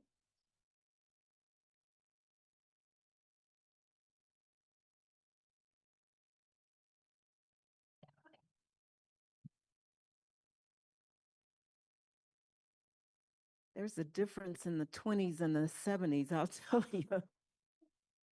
I'm Pamela Merritt Bennett. Thank you for hearing me tonight. I attended the last board meeting and several others over the years that were similar. At those meetings, community members or staff who were upset about something tried to publicly embarrass one or more of you. Many of us don't seem to realize the time and energy you guys give to serve this community, and sometimes even at the expense of your own families. What happened at the last meeting and at the town hall a few days later was sad.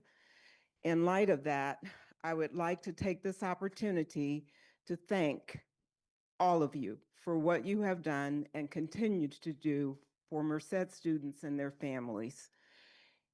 You don't hear the good that you do often enough. Mr. Brooks has proven to be an outstanding addition to this board.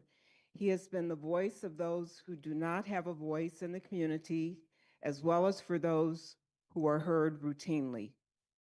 He has raised teacher concerns, site concerns, and student concerns. He has advocated for and continues to advocate for the lowest performing students in this district. I remember Mr. Brooks at one of the June meetings, I think, asking staff to report every 3 or 4 months about the progress of district programs for lowest performing student groups. He has been steadfast in his expectation to see that these students receive academic equity. As a member of the community, I look forward to hearing that report at one of the October or November meetings. Again, thank you for assuming the responsibility of being a school board member. You don't deserve to be the butt of a public rant. You do deserve to be respected. Thank you. Thank you. Great comment. Mr. Phil Jenkins, Reverend Phil Jenkins.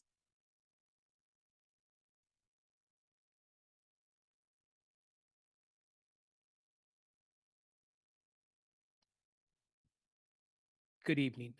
Thank you for this time to be able to come and speak to you. Can you I'm please going to do the speak into the same. microphone? Yes. I'm going to do the same and read this so I can remind myself that it's not Sunday morning and I don't take too much time, okay? But I am Reverend Phil Jenkins, pastor of Mount Olive Missionary Baptist Church in Atwater. As an educator and an advocate for our community, I wanted to come tonight and basically kind of mirror what was just said. The board does not always get to be told what you're doing good. We always come and we shoot at you about some of the things you don't do. So what I wanted to do is, from the last meeting I attended, it got kind of interesting. But what tonight I wanted to do is, as a leader, as an educator, and working for Merced Union High School District myself, listening to those that have spoken here tonight, I need to change because I also work with students that are facing discipline issues. And our discipline issues that are happening on our school campuses, and I'm at high school level. So I can only imagine what you're dealing with at elementary level. But what I'd like to say is, for our school board, someone did say, spend a little more time on the campus, see what your teachers, see what your administrators are dealing with. But one thing I would like to say to our community, we need to have advocates that can go to your state level, because there's an issue when it comes to what your school board can do according to what they need to do to make sure your ADA is met, to have your funding, to do what needs to be done. So things have to change. So we have to speak at all levels. Assist them to do what they need to do, to assist the superintendent to do what they need to do, cabinet, and then to all the staff. But that has to have some change at Sacramento. Because if the funding says multi-tiered student support, these kids that you're talking about, your dashboard, your suspensions, all of that has to be met. And so that keeps kids in the classroom. We don't want to suspend them, but at the same time, we also got to think about students that are there to get an education. So board members, I can say to you, continue to do what you do. We're here to support you, but at the same time, we do need to look at the total picture, and the discipline issues post-COVID is off the chain. I deal with those that are dealing with drugs, alcohol, those that are up for upbraiding, cussing out teachers. Personally, just a couple weeks ago, I faced myself as an African-American male to have a 15-year-old stand in my face and call me the N-word. I had to remind myself who I am and whose I am. But we do need to give you more support. So thank you. Thank you for your comment. Any other public comments before we close public comment? Okay, we're going to move on. I don't see any, so we're going to. Policy 2025 overview, Chief Business Officer, Ms. Linda Parker. We're going to give a couple of minutes for folks to leave the room.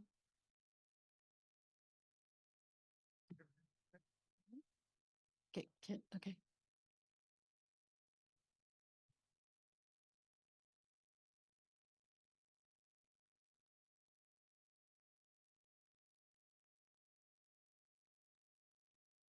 Should we take a 5-minute break? Does anybody want to take a break? Does anybody want to take a break for 5 minutes? Okay, you know what? Let's take a 5-minute break, just a quick 5-minute break, because he wants to.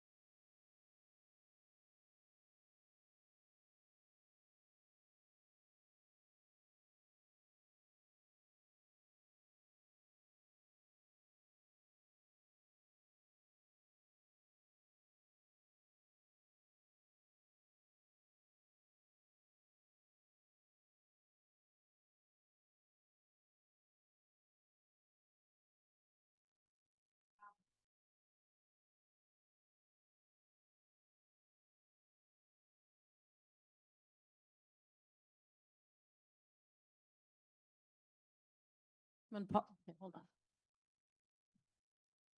Merced County Investment Policy 2025 Overview, Chief Business Officer, Ms. Linda Parker.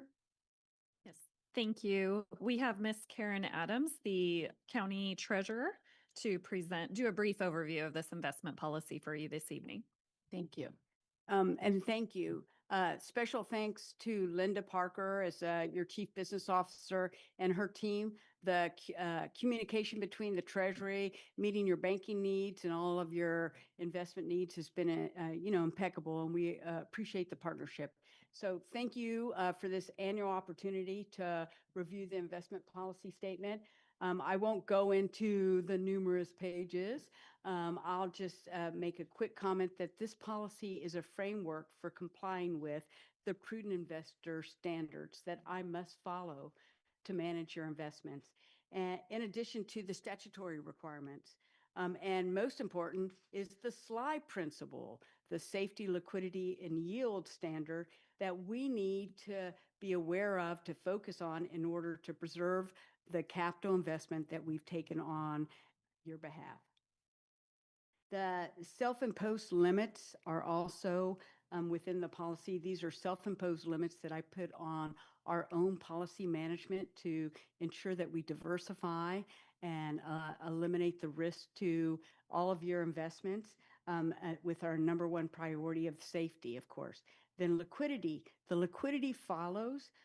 It's imperative for us to be able to meet the needs of our pool participants so that when you want access to your monies, it's available, and to prevent us from having to liquidate investments to meet those liquidity needs and potentially realize losses. So that collaboration and that communication between the districts and the other pool participants is really important. And then, of course, lastly is, the yield to your portfolio. And why is it last? It's because that's not what we're focusing on. We're focusing on the preservation of the cash. And we do want to provide some net added value to the portfolio while reducing risk and ensuring that the principal investment is achieved. So the policy provides a lot more than just what I'm talking about in the basic framework. It provides the details of our internal control needs, of interest apportionment process, custody of investments, plus much more. And, again, unless you have any questions, I'm not going to move on. I'm going to just move on quickly to, the portfolio review for the fiscal year. But before I do that, I just want to make a quick little comment and give you a little quote. Most of you are too young to know who Will Rogers is or was, but Will Rogers had the following quote that sums up my fiduciary duty to you. And he said, "It is not the return of my investment that I am concerned about. It's not the return on my investment." So remember, it's not the return on my investment that I'm concerned about. It is the return of my investment. And clearly, that's what we want to focus on, preserving that dollar that you give us, giving you that dollar back and some net added value. And again, that's done with extensive cash flow and projections that we gather from all of our pool participants to make sure that we can meet the liquidity needs of all of you. So thank you. Moving on, and trying not to ramble because I love to talk about this stuff, is that the portfolio review for the quarter ended June 30th, 2025 is a few pages have been provided to you. We have a Treasury Oversight Committee. We're one of many, but many counties that still have a Treasury Oversight Committee. That statutory requirement after the Orange County debacle where they lost hundreds of millions of dollars for their pool participants back in 1992. Once that sunset, I'm very proud that our Treasury Oversight Committee, when we said it's no longer mandated by statutory law, do you want to continue? And they unanimously, yes. The Treasury Oversight Committee consists of 2 public members, Board of Supervisor, Auditor, Controller, and then a couple. Oh gosh, I can't even think now. But anyway, regardless of who's on the committee, they're the watchdogs. They're ensuring that I follow the policy, that I'm doing the due diligence and the prudent investor standard. So the portfolio as of June 30th, the book value of the assets held was just a little shy of $2 $2,250,000,000. That's 2 billion with a B. The market valuation was slightly lower. I could go on to discuss that for way too long, but it's basically based on the weighted average maturity of the portfolio. I have a self-imposed duration that I highlight at about 2 years. Why? I can invest out to 5 years because I want to reduce the volatility in the earnings, and I want to preserve the capital investment while reducing the risk, but diversifying the portfolio.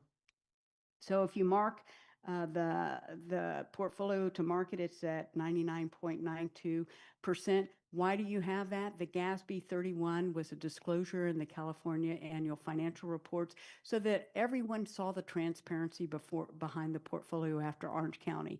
And so what does that mean? It means it depends on the Fed interest rate.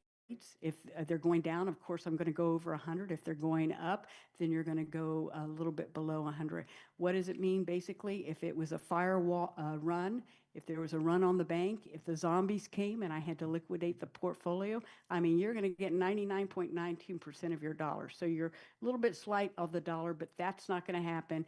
We're going to be able to prevent the zombies. Another COVID, we've lived through that stuff, and we still were able to preserve it. So let's hope that we just can have some smooth sailing, because you all have a lot more critical needs to be worried about in addition to it. But it is a GASB pronouncement that really does provide transparency, which is what we're all about. So the return of the quarter ended, we earned over $20 million on the quarter ended, with the fiscal year to date at $78 million. That's interest earned on the entire $2.2 billion that was invested for the year. That's $78 million with a rate of return in June of 3.82, for the quarter 3.74, and the fiscal year 3.72. Now, this is just the review page of the Treasury Oversight Committee report that I could provide, and I think Linda gets it, the whole one on request, but I don't want to bore you with the numerous slides. So the next slide is just a slide to show what's it all about. Well, who gets this money? Who gets the money? Well, out of that $78 million, I provided this slide because I want to illustrate who are the participants. The participants are the county. The participants are Merced County Office of Ed, the biggest school district, Merced City School District, and the other 19 school districts, Merced College, and numerous special districts in our county. And I'm very privileged, with me and my team, my assistant is here, to provide these treasury and banking and investment services. So the county trust is about 26%. You can see that breakdown.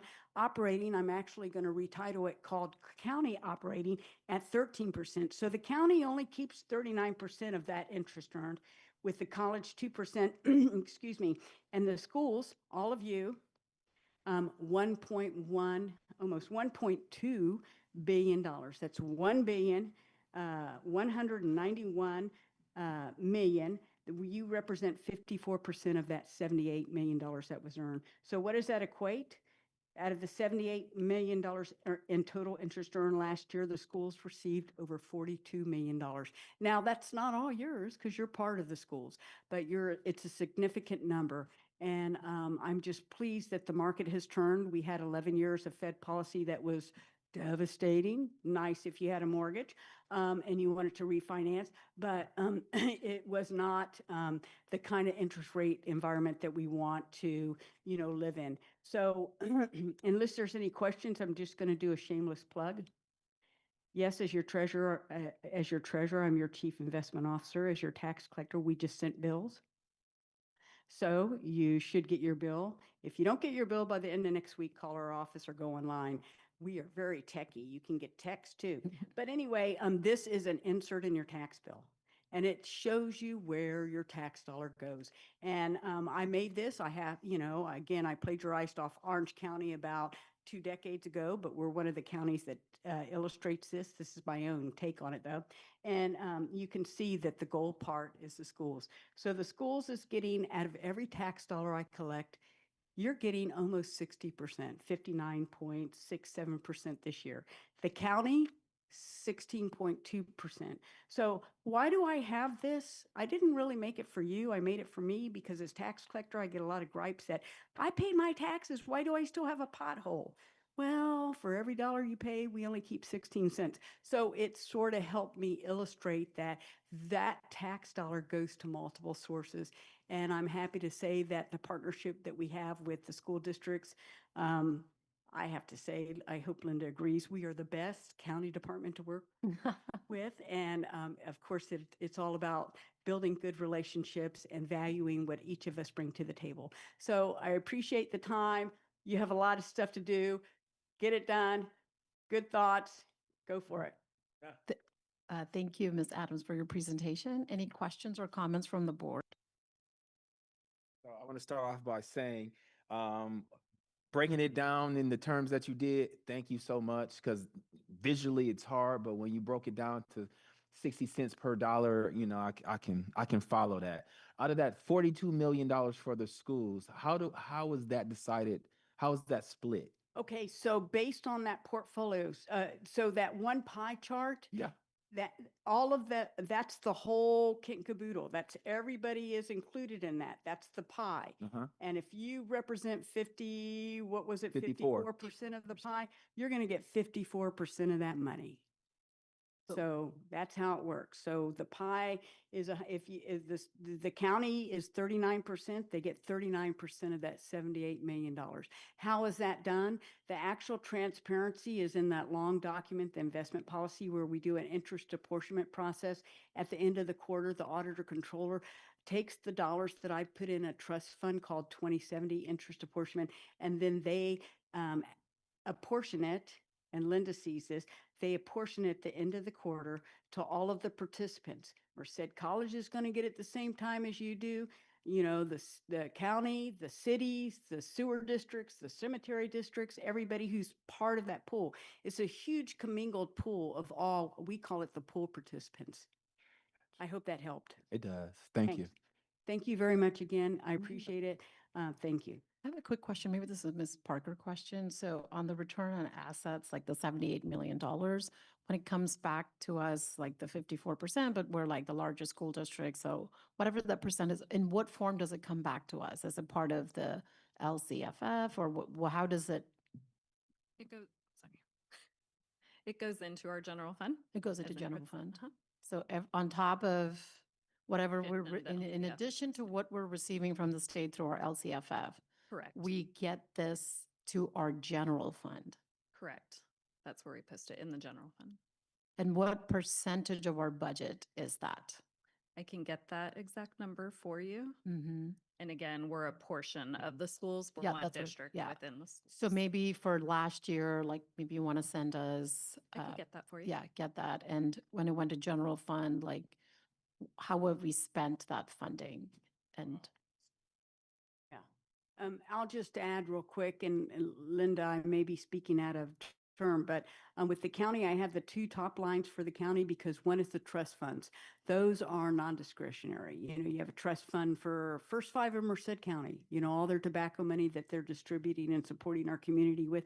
You know, they got $500,000 of interest last year. Well, that's not going to be spent by the Board of Supervisors. That's not going to be spent on filling any potholes. You see what I'm saying?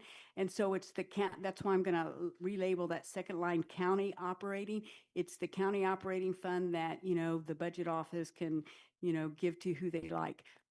I'll be quiet. yeah, no, the question was for Ms. Parker, because like how else, like, because these investments have been great, the return on the investments are great. So the record levels, I would assume. So this record levels that is adding to our general fund, how are we spending this money that we're getting because of great investments by our county treasurer to leverage more student support and things like that? I think it's really, after having heard a lot of comments about what is lacking or what we need more of, I think it's really important to know that how we are getting these funds, what dollar amount, and what went into supporting student services. Any other questions or comments? Thank you. Thank you very much for the opportunity. Oh, but we also have to, right. Ms. Gates, do we have any callers in the queue for this item? President Lackeretti, there are no callers in the queue. Do we have any in-person comments on this item? Seeing none. Any other questions or comments from the board? Nope. Thank you so much. We move on to item 7B, 2025-26 boundary change update.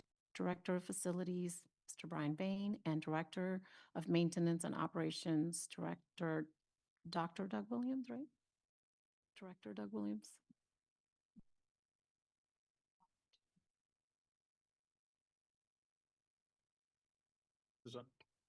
Move this a little bit. So good evening, President Lagaretti, trustees, superintendent, cabinet. I am going to open us up for the 25-26 boundary change update. And what I'm going to do is ask if we could move it to the next slide. And I'm going to actually confirm that Brian Bain is online. So Mr. Bain is going to take it from here and talk through his section on enrollment. Thank you, Dr. Williams. Can you guys hear me okay? Yes. Okay, thank you. First of all, as everyone knows, this past February, the board adopted some boundary adjustments for this current school year for our elementary schools.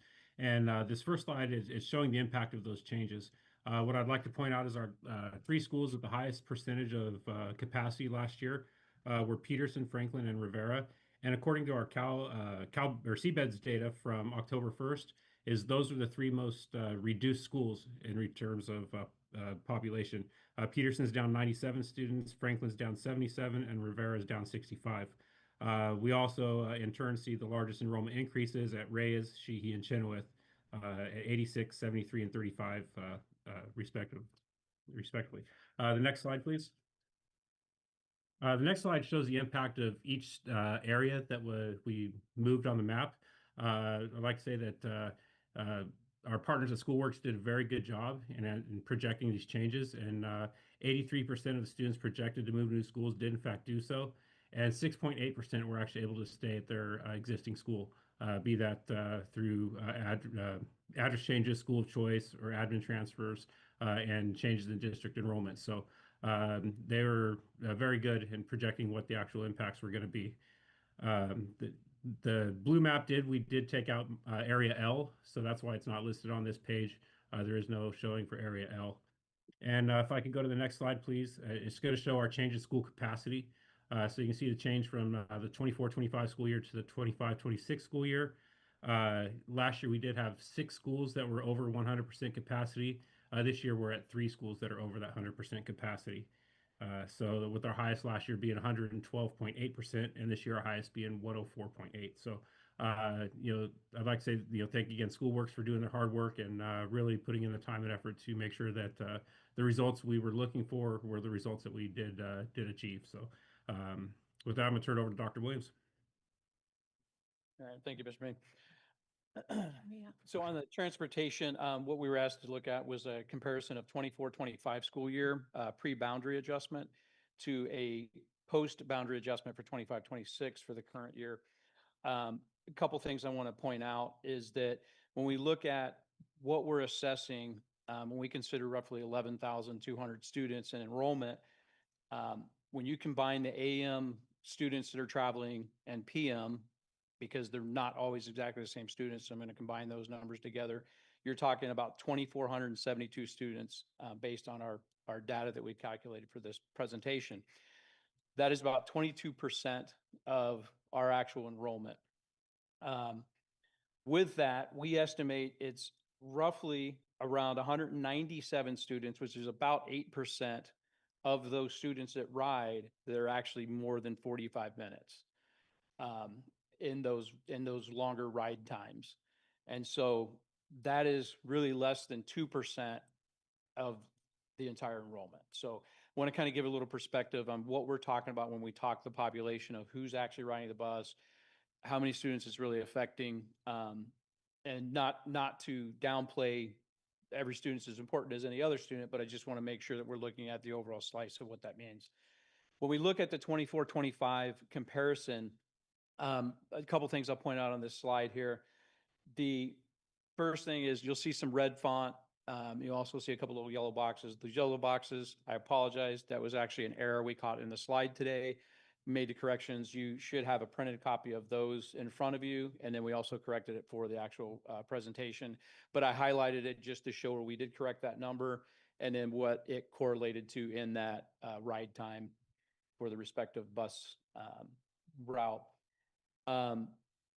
The 24-25 slide shows a snapshot of the end of the year. And so it's important to understand that because at the end of the year, we've got all the data from the entire year, and that's comprising what the end of the year looked like.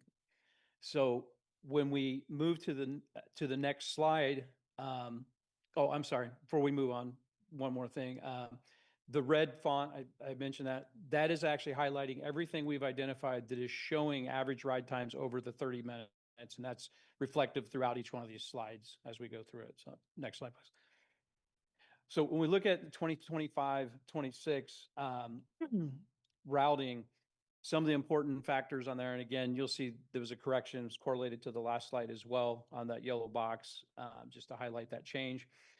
But in a raw look of it, when you compare 24 to 25, you look at it and say, wow, there's some reductions in the ride times. Hey, we've made improvements. Yes, that's true. There are improvements. And I will say that right now, there's two things at play. We're still early in the year, so we don't have all of the data that we've got on the other slide, which was an end of year snapshot, and now we're in a mid-year snapshot. So that's one thing we have to take into consideration. The other thing we have to take into consideration is when you look at the 24, 25 slide versus the 26, and you look at the far right columns for the overflows, and you look at the McKinney-Vento and Foster students, you'll see that those numbers are drastically different. So you do not have the same amount of numbers for the 25, 26. And again, that may be very well because of the boundary changes, that we don't have the same amount of overflows. And I will say from experience, it does seem like we have less overflows right now that we're processing coming out of HR and going to transportation than we've had in years past at this time of the year. So I would say it is an indirect effect that we're having from the boundaries, which is allowing us to have shorter ride times for the buses. Now, with that being stated, there's some other things too to point out. And really probably the best way to do that is probably jump to the last slide on here and kind of talk the actual comparisons a little bit more. So this is really taking both the 24 and 25, 25, 26 and kind of comparing them and doing a little bit of math and saying, hey, you know, this ride was 30 minutes last year and now it's 45 this year, it's a plus 15. If you see like NC on there, it's no change. It was 30 minutes, it's still 30 minutes, or it was an hour, it's still an hour. There hasn't been an increase or decrease in it. So that's what the NC represents on there. One of the examples I'll use just to highlight a couple of things. If you look at Chenoweth and this slide, you'll see that it has a negative 30 / plus 15 for that number one bus. So we've decreased 30 in the AM, but we've increased 15 in the PM. But if you also notice when in 24, 25, it was combined with Peterson. Well, now it's a single route on its own as Chenoweth. It's no longer a combined route where it's going to both campuses. But so that's allowed us to actually decrease in the morning because we have fewer riders, but it also in the afternoon, we've got more riders and we've picked up new territory in the north with the whole boundary change. So it actually has increased that time in the PM, even though they don't have the Peterson stop anymore. Another example is Tenaya Middle School. You'll see that, you know, it decreased 45 minutes on bus one and 30 minutes. But if you look at the comparison on overflows, I think it was 18, I believe, on 24, 25, and I think 17 on 25, 26. So the overflows are basically the same. There's one student difference between the 2 years, but there's a drastic difference between the Foster and McKinney-Vento students that are enrolled. And so what's important to note about that is that those students, I won't say never, but it's very untypical, I say, for them to live in the actual school boundary. A lot of times it's a longer ride time for them. They are typically the first ones that get picked up in the morning. They're typically the last ones to get dropped off in the PM because they're the furthest out. They're kind of those outliers. And it's the most effective way for us to route. And so it does affect those ride times for those students. It changes those averages. So there's a lot of different variables that get looked at in this.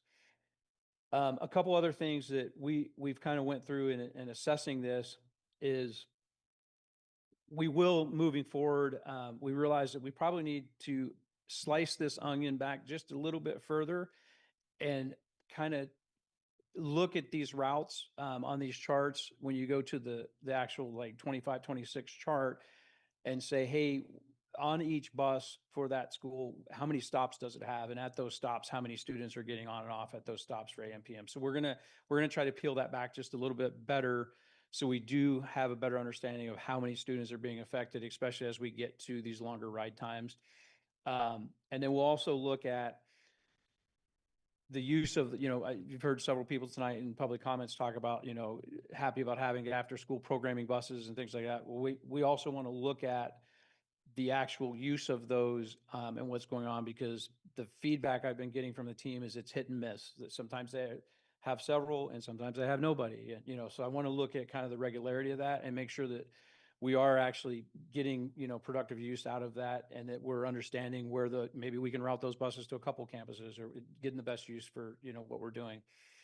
And then some of the things that we'll be looking at too is kind of early versus late start for the school routing, and trying to see, what those, is there effects on behaviors or whatever. And that's something that we can work with Dr. Cooper on and his team and school administrators, because as we know, unstructured time is unstructured time. And so there's always an effect for students on that. So we'll do our part to try to limit that and mitigate those times. And then lastly, I think really the best thing for us to really at this point decrease these drive times and get us to the goal of trying to have all students on a bus 30 minutes or less, we really are going to have to add to the driver pool. We're going to have to put more buses on the road, comes at a cost. And I know Linda and I talked a little bit today with President Laccarati in our meeting. And so we had talked just some rough numbers and getting kind of a ballpark of things. And I'm sure with the superintendent, we'll have more discussion in executive cabinet on that. But so there is some research going on with that. I just want to share out there that it's being looked at, it's being considered. So with that, I think that's all I have. And I will turn it over to Mr. Alexander, barring any questions for me. Hey, Ms. Gates, do we have any callers in the queue? President Laccareti, there are no callers in the queue. Do we have any in-person comments for this item? Seeing none, I'll bring it back to the board for any questions or comments. Oh, Mr. Oak, I'm so sorry. I jumped in too early. He still has a. Thank you. Good evening. MCSD after-school offerings continue to expand weekly. This chart illustrates all of the district-based programs available at each elementary site. It should be noted that since publishing this chart, Mars has expanded to Fremont and Treehouse Tutoring has expanded to Ada Gibbons. Each site provides their own after-school programming as well. We look forward to continuing to provide more opportunities for students, staff, and families. As Principal Sicaros mentioned earlier, the gratitude expressed for finding transportation should go to Ms. Crystal Russell, our coordinator of student and family services, who works tirelessly to find routes. And again, our MCSD transportation team, who works creatively to find routes, as was mentioned. Also extending acknowledgement and thanks to Cheyenne Hanneman, Catherine Paymer, Ludi Velasquez, Natalie Yang, Jeanette Betty Emerald, Flora Veenstra, Aaron Birds, Grisel Monzo, our Mars site leads and instructional assistants. Again, MCSD transportation and school nutrition services who do their best to provide after-school programming so students have something in their stomachs prior to going home. Also, to our teachers and staff that work their after-school program at their site, it's a very tiring job to be an educator and to spend an hour, hour and a half more after school, and sometimes even before school, should be acknowledged, and the principals that lead that effort to make that happen. So thank you to you all, and that concludes our presentation, and now we yield the floor to the board. Thank you. Okay, thank you. Ms. Gates, do we have in-person, any callers in the queue? President Laccareti, there are no callers in the queue. Thank you. Do we have any in-person comments? Seeing none, I will bring it back to the board for questions and comments. Who wants to go first? I'll go first. Go ahead, Trustee Brooks. All right, thank you guys for the presentation. I do have a couple questions. So I wanted to know how the district measures, because this is my first boundary change or whatever. So how does the district measure the success of a boundary change? Who am I talking to? Some, the superintendent perhaps? I would say that's. Can you hear probably- me okay? Okay. Probably. I know we also have Director Bain on the call with us presenting. I would take us back to the initial rationale of why we were looking at a boundary change, starting with safety on our campuses and how our campuses were built. They were intended to have so many students and staff on the facility. And that is where, if you look at the slide and where we looked at the use of the facility and the percentage rate of usage, that's where we get into that safety component. And so our measurement is, if you recall, I believe Director Bain said, as of last year, we had 6, I believe, sites that were over capacity. And remember, this is a 2-year implementation, starting with this year implementation for elementary and next year fall implementation, completing with middle schools, moving 6th over. And so our goal now with this year is I believe we're 3 sites over capacity. Is that correct? Yes, it is. And so that's our measurement. Number one, if you go back to, it was safety, looking at reducing number of students on campus so that we have the number of students that the campus was built to have. Our goal is to bring all of those down under the 100% capacity, primarily for safety. And then we look at the other impacts, such as transportation modifications that we're able to make, as well as applying after-school program accessibility, of which you see here. Okay. So based on the chart that shows 2024 and 2025 and 2025 and 2026, we have 3 schools that are still in over 100%. And so these are our middle schools? No, elementary school. They are elementaries, and with next year's move, that will be that final phase. And Director Bain, feel free to chime in to where our goal is to bring all of those down. Yeah, that's 100% accurate. We knew that this was going to be a 2-year process, and starting out, we wanted to reduce the number of campuses over capacity, and then with that second year, when the 6th graders move off, every one of our elementary schools will be within capacity. I would like to say that we're actually kind of ahead of a schedule. We projected to have 4 schools at 100% or over this year, and we're actually at 3. So. The impact was actually a little bit greater than we had projected at this point. So that worked out in our favor. That is good to know, especially if we're ahead and we projected 4 and now we're only at 3. So that is good to know because, initially looking at it, it looks like we're only at a 50% capacity success rate when it comes to the boundary change. But if it's a 2-year plan, and by the year 2 that all of the schools that we talked about will be under the 100%, then I'm fine with that. Are we measuring safety?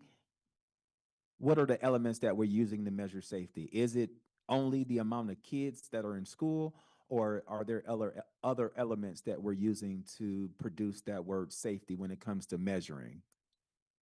Well, I think a lot of what we were looking at as far as safety also has to do with equity. Back in the day, and, when we had some campuses with classrooms that were, 24, 25, 26 to 1 student teacher ratio, and others that were, 18, 19 to 1.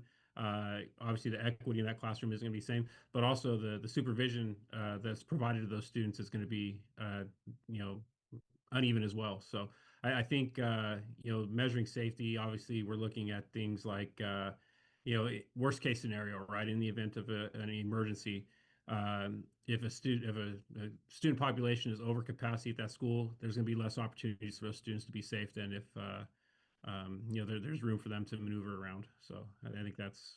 It does make sense. Thank you. I was just thinking about the response from some of the parents when they said the boundary change will create an unsafe environment because the kids had to walk from point A to point B, and it didn't have any sidewalks or safety. So that's kind of what I was getting to as far as, did we take those those elements into consideration? And, Dr. Williams and his team did take those into consideration. That's why some of these bus routes may be taking a little bit longer than they have in the past, because we do have some students that are, on these buses where normally in the past, they were not riding buses. Now they are. But there are some areas that we identified, and we actually worked with our demographers to remove unsafe pedestrian routes from some of the proposed maps, because we do not want to expose the students to those areas. Okay, thank you. Thank you for the answers. Last question I have is, do we know how many students we lost with the boundary change?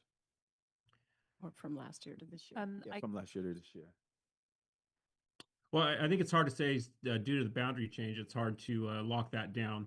I do know that our demographer, when we provided our seabed numbers for October 1st to him, as of October 1st, his numbers reflected that we were about 191 students below where we were when we did the projections of last year. And so that's actually, from what I understand, lower than what a lot of districts are facing statewide, for various reasons, whether it be, people moving to other locations within California, or others with concerns over political climate removing themselves from our area completely. But there are a lot of factors that go into why families relocate. But as of October 1st, our seedbed numbers reflect that we're 191 students lower than we were during the boundary adjustment time last year. I would also add that we are seeing the final age eligibility for TK. And within that, I believe we're at, is it 60% of the projected enrollment statewide? So whereas the TK for all students came proposed for the state of California, this is the first year that we are back. We have now fully implemented for 3 years old and up. Correct me if I'm wrong. Yes, Mr. Mendez. And so with that, state of California was proposing 100% of that. We're seeing statewide 60% of students coming from that original proposal projection. Okay, thank you. Thank you. Go ahead. Trustee Delgado. Director Bain, with sixth grade going to middle schools, will this create the opportunity for students who live within walking distance of their elementary school have a greater likelihood to return? And will this also lead to a reduction of time on the bus for the 26-27 school year? I think as far as likelihood for students to return, that would be more something directed towards ed services and pupil services, because the maps are changed from the district's perspective. So if students want to change schools, they would have to go through school of choice opportunities at this point in time. And then I can defer to Dr. Williams for transportation numbers. Do you have any other questions? Go ahead, Trustee Jean.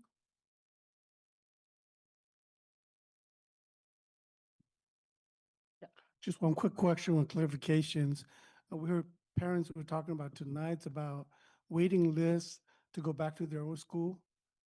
Is there some issues across our schools that parents are actually want their old school and they're coming in and filling all those applications get in or not? And what are the chances for them just to go out of their school and not coming back? Or if they're coming back, are there still room for their old school? I think the answer would be something that probably ed services and pupil services can answer better. I believe there are, this is out of my area of expertise, but I believe there are deadlines to apply for school of choice for the following school year.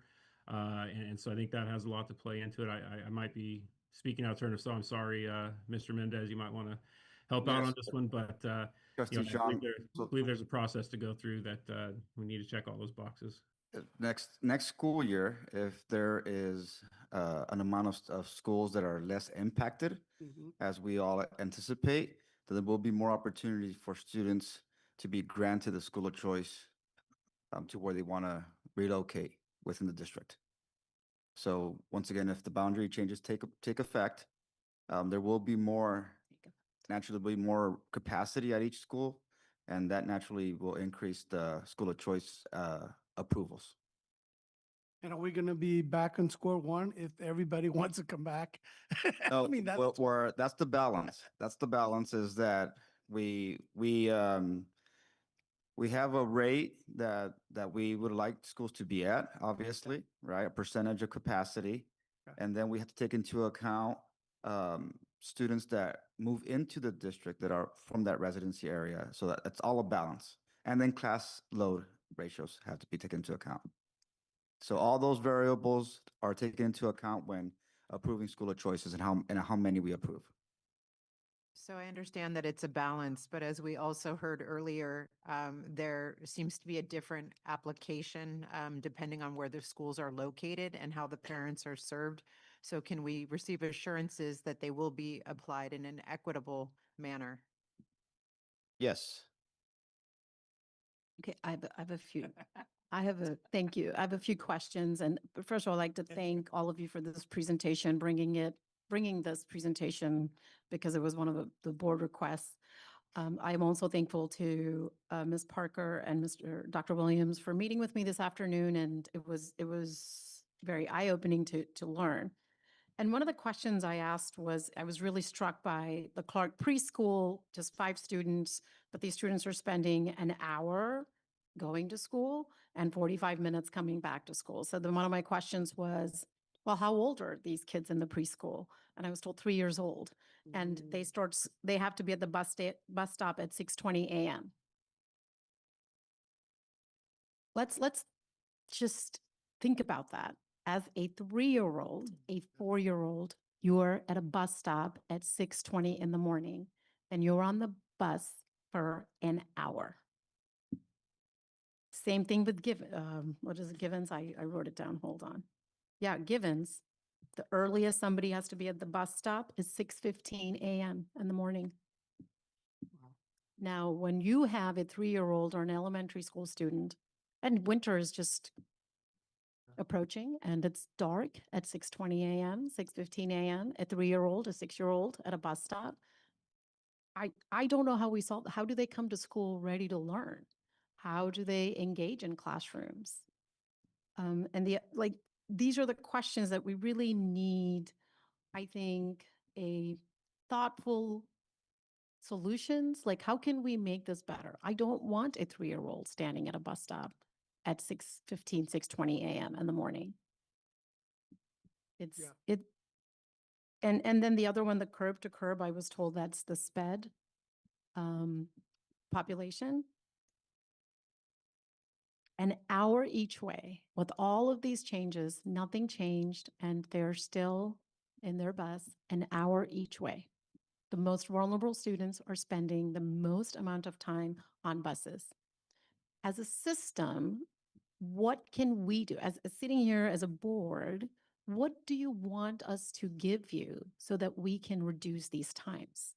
To me, this is unacceptable on many, many different levels, that with all these changes, that we have not reduced the time. If it's more staffing, give us information about what the staffing would look like. What do we need? What do you need? So that I don't want a 3-year-old standing at a bus stop at 6:20 a.m. And that's why if you go back last year, when we are thinking about boundary changes, why didn't we also think about school times? When do schools start?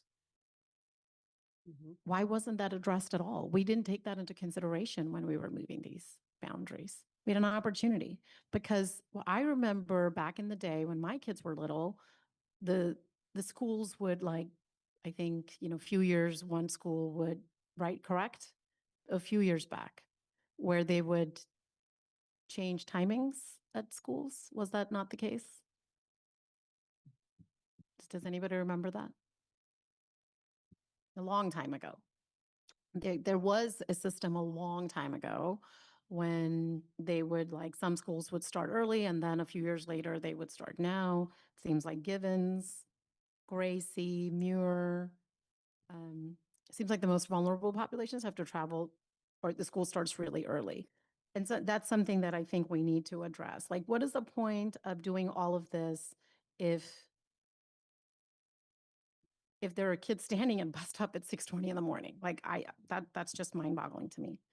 And I'm not saying this is like an individual person's fault. It's like as a system, what do we need to do more to address these issues? Because do we look at like then how the behaviors, like how are they behaving in classrooms? Is there a correlation? Is there causation? I'm not sure. We don't know. And the other thing that I noticed was Hoover. I learned that kids walk to Hoover to get on a bus to go to Tenaya, and Hoover is already over capacity. So next year, when sixth grade moves to Hoover, you're going to have more kids walk to Hoover that go to Tenaya. How does this work? Remember, we do have middle school boundary adjustments that are going into effect for the next school year as well. So those were delayed 1 year to coincide with the sixth grade movement to the middle school campuses. So you anticipate that there won't be kids walking to Hoover who are in walking distance to Hoover who have to bus to Tenaya. You have to be bused to Tenaya because if you look, the Tenaya average bus ride is 45 minutes in the AM and 1 hour in the PM.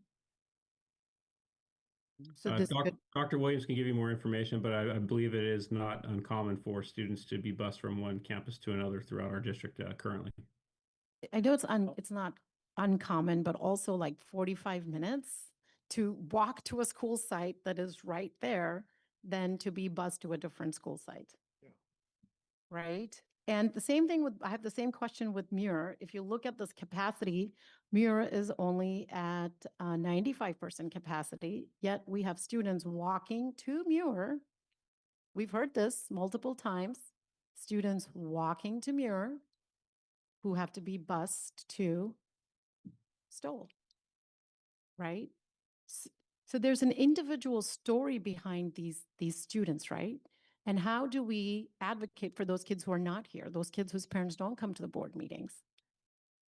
And I think we need to take a critical look next time. This is for next time when we make boundary changes to keep all of these into consideration, school start times, bus ride.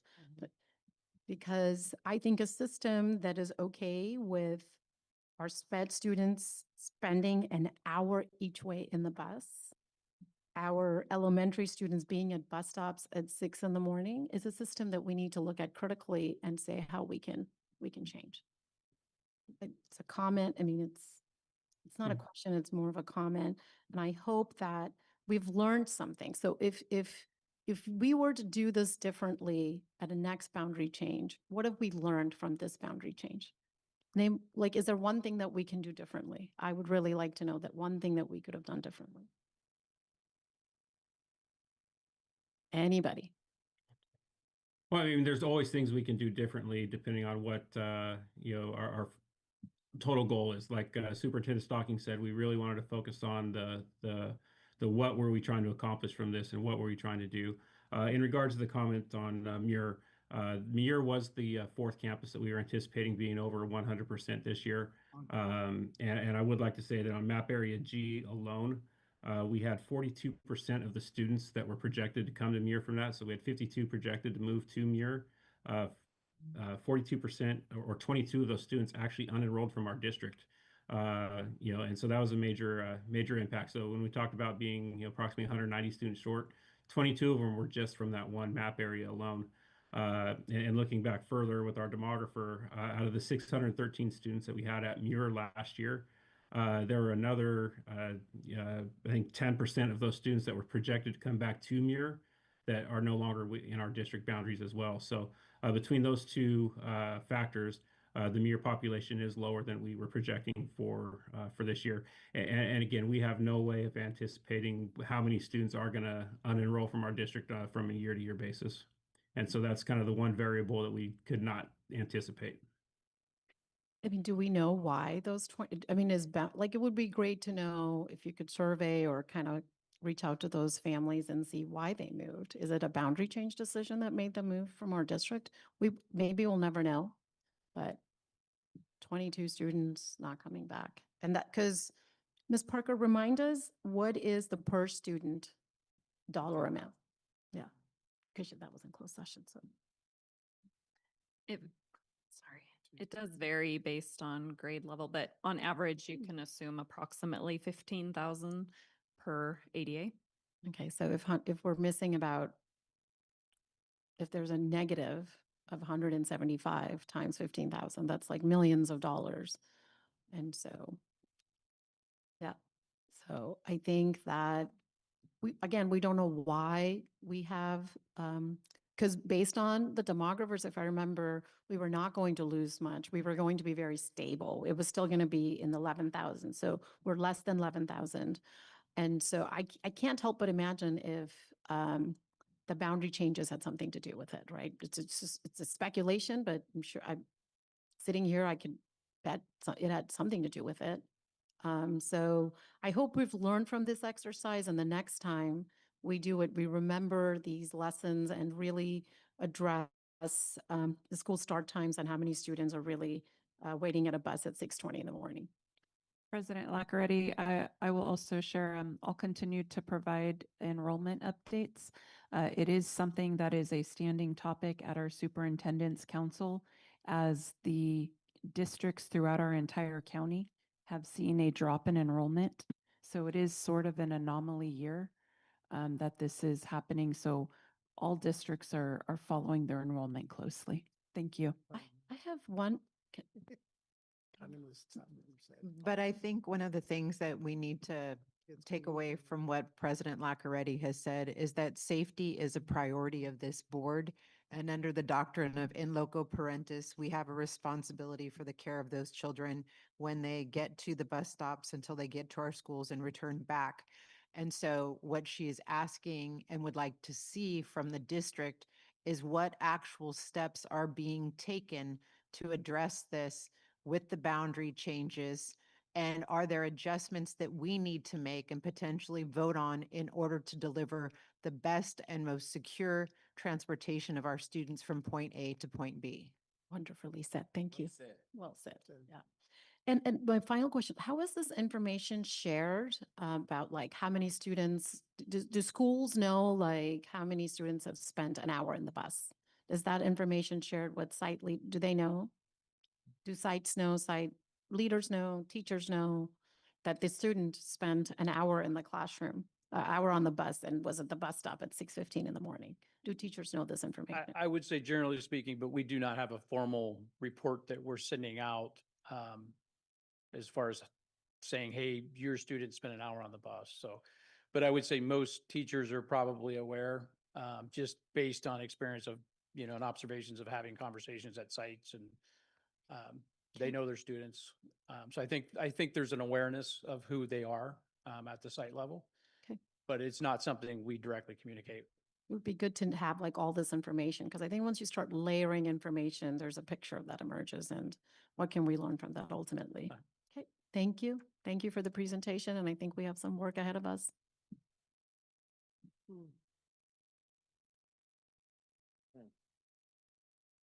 Oh, did you have a comment? I'm sorry. Yeah. I'm sorry. Okay. All right, we move on to consent. Items placed under the consent category are considered routine in nature and or within the $35,000 threshold.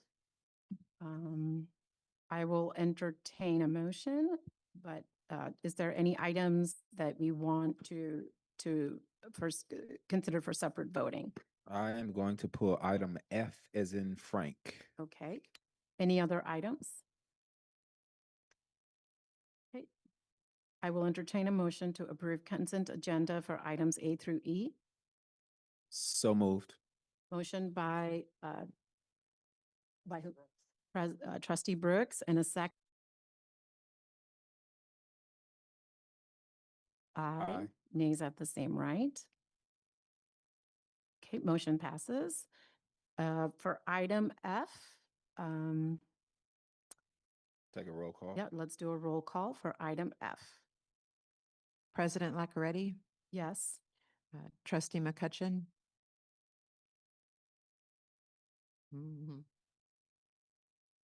Yeah, that's the exposure. So with a clear conscience, I'm voting no. Okay. Trustee Zhang. Yes. Trustee Delgado, yes.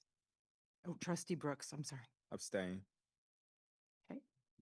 Motion passes with 3 yeses, 1 abstain, and 1 nay for item F.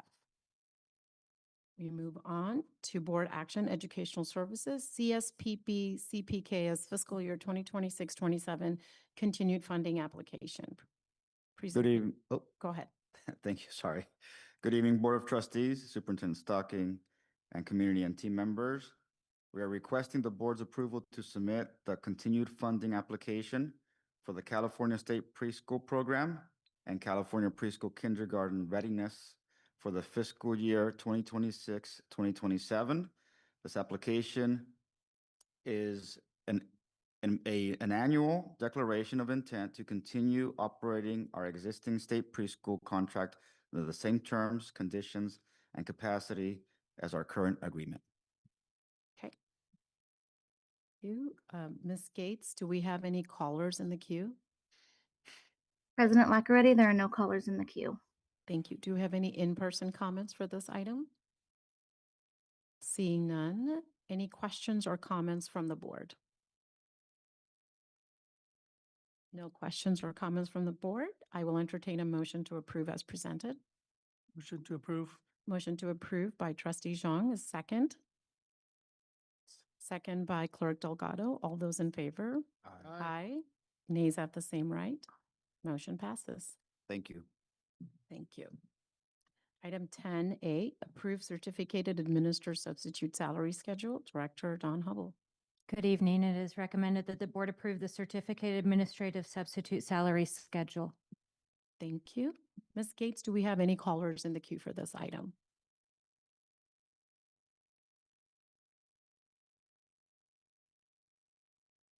Okay, do we have any in-person comments for this item? Ms. Gates? Yes, okay.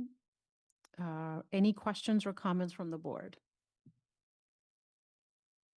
Yes, I had presented a question and would like the response to be shared with the board about what this breaks down in terms of an hourly rate for the principals to oversee the entire school and the staff, as well as all of the other state and federal requirements during this time.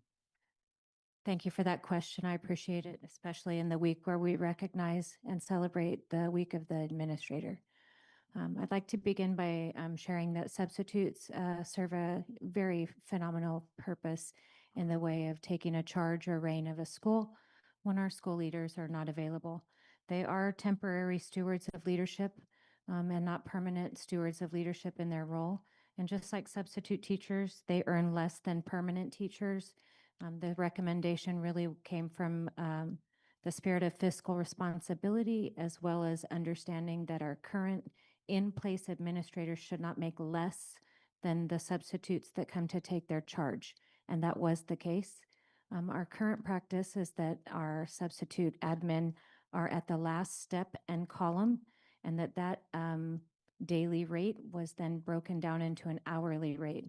But in the field, your permanent employees are working as salaried employees, and therefore the substitutes were turning in 10 hours, 11 hours at an hourly rate. And that hourly rate for principals is there currently was the last step, was at $111 roughly. I'm rounding up. It was like 110 and 94 cents, something like that. For assistant principals and learning directors, it's the same, the last step and or column that they left our district in. And that daily rate, and for assistant principals and learning directors, that was an average field of $100.30.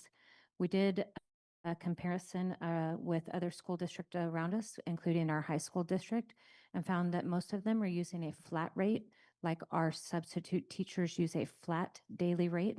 And so what was brought before you is, in today's proposal, is that flat daily rate with an hourly rate by dividing the number of contract hours by that, such that if there is an event in the evening, that it does give us scope and opportunity to capture and honor their time. Thank you. Any other questions or comments from the board? If not, I will entertain a motion to approve. Motion to approve. Motion to approve by trustee Zhang. Is there a second? Second. Second by trustee McCutcheon. All those in favor? Aye. Aye. Aye. Nays have the same right. Nay, so motion passes with 4 yeses and 1 nay by by Clerk Delgado. Thank you. Clerk Delgado voted nay. Okay. Right, we will move on to board action. Superintendent, approve resolution number 2-2025-26 proclaiming Bullying Prevention Month. Superintendent Stocking. Yes, thank you, President Lacqueretti. The recommendation is to approve resolution number 2025-2026 proclaiming Bullying Prevention Month. The Merced City School District values fostering safe and inclusive learning environments by promoting awareness, education, and prevention efforts that address bullying through the provided resolution designating October as Bullying Prevention Month. The district affirms its commitment to supporting students, staff, and families in creating schools free from harassment and discrimination, and in efforts of the launch of our anti-bullying campaign for the 25-26 school year. Thank you. Ms. Gates, do we have any callers in the queue for this item? President Lacqueretti, there are no callers in the queue. Thank you. Do we have any in-person comments for this item? Seeing none, any questions or comments from the board? I do. I just wanted to say thank you for bringing up this wonderful proclamation. I think it's so long overdue, and I'm really supported. And all the students who's going out there, I think it's also very important that education is also really important, but at the same time, be aware of the surrounding around them and say appreciate the gesture coming in so that we could vote on. So please, thank you. Any other questions or comments? Clerk Delgado. Just as I think it's important for our students to have access to trusted adults, I also think it's important for our staff to know that we as a board serve all of you. And so that if at any time you feel like you are facing any of these challenges, that you can come to us because we serve all of you. Thank you. Any other questions or comments? I mean, thank you for bringing this motion, this resolution. And I think this is one of those things like, in addition to just approving a resolution, like how are we actually, what are we doing to address bullying? We've heard staff members being bullied. We've heard about students being bullied. I got an email today, right before this morning about bullying at a school. And I remember when Ms. Kashana Ashford used to come to our board meetings and talk about bullying. So this issue just has been going on for so long. And it seems like there's more bullying issues than fewer bullying issues. So let's really, I know we have a anti-bullying campaign and all of that. And I hope that by looking at this resolution, we paste this resolution everywhere and really look at and try to live it. Yeah. And reduce the number of bullying incidents that are happening on our campuses. With that, I will entertain a motion to approve. Motion to approve. Motion by trustee Zhang. Is there a second? Second. Second by trustee Brooks. All those in favor? Aye. Nays have the same right. Motion passes unanimously. B, approve resolution 3-2025-26, Superintendent Stocking. Thank you, President Lacqueretti. The recommendation is to approve resolution number 3-2025-2026 proclaiming Week of the School Administrator. The Merced City School District values the leadership, dedication, and vision of its administrative teams who play a vital role in supporting student success and maintaining effective schools. Through the provided resolution designating October 12th through the 18th, 2025, as the Week of the School Administrator, the district recognizes and celebrates the essential contributions of principals, assistant principals, and our learning directors. Okay, thank you. Ms. Gates, do we have any callers in the queue for this item? President Lacqueretti, there are no callers in the queue. Thank you. Do we have any in-person comments for this item? Seeing none, any questions or comments from the board? I'll say a couple of things. Go ahead, trustee. Not a lot of the time you probably feel like you're not being shown appreciation but I said, I'm school administrator, like the glue to the school sites. I recall one time my child refused to go to school, and I had a courageous conversation with the principal, and the principal just, had a courageous conversation with my son. And after that, he would not argue with me anymore. But as a parent, you know that it's hard. Your kids won't talk to you, but it would talk to someone else. And for me, that's an entry point that how critical our administrator play at the sites. And many times they feel that they're not being heard or valued. And I just want to say out loud and on the record that we care about you and we will support you. Anything you do, we appreciate your work and your leadership on the school sites. So again, thank you for bringing us, and I appreciate you just being there for our children. Thank you. Any other comments? Clerk Delgado.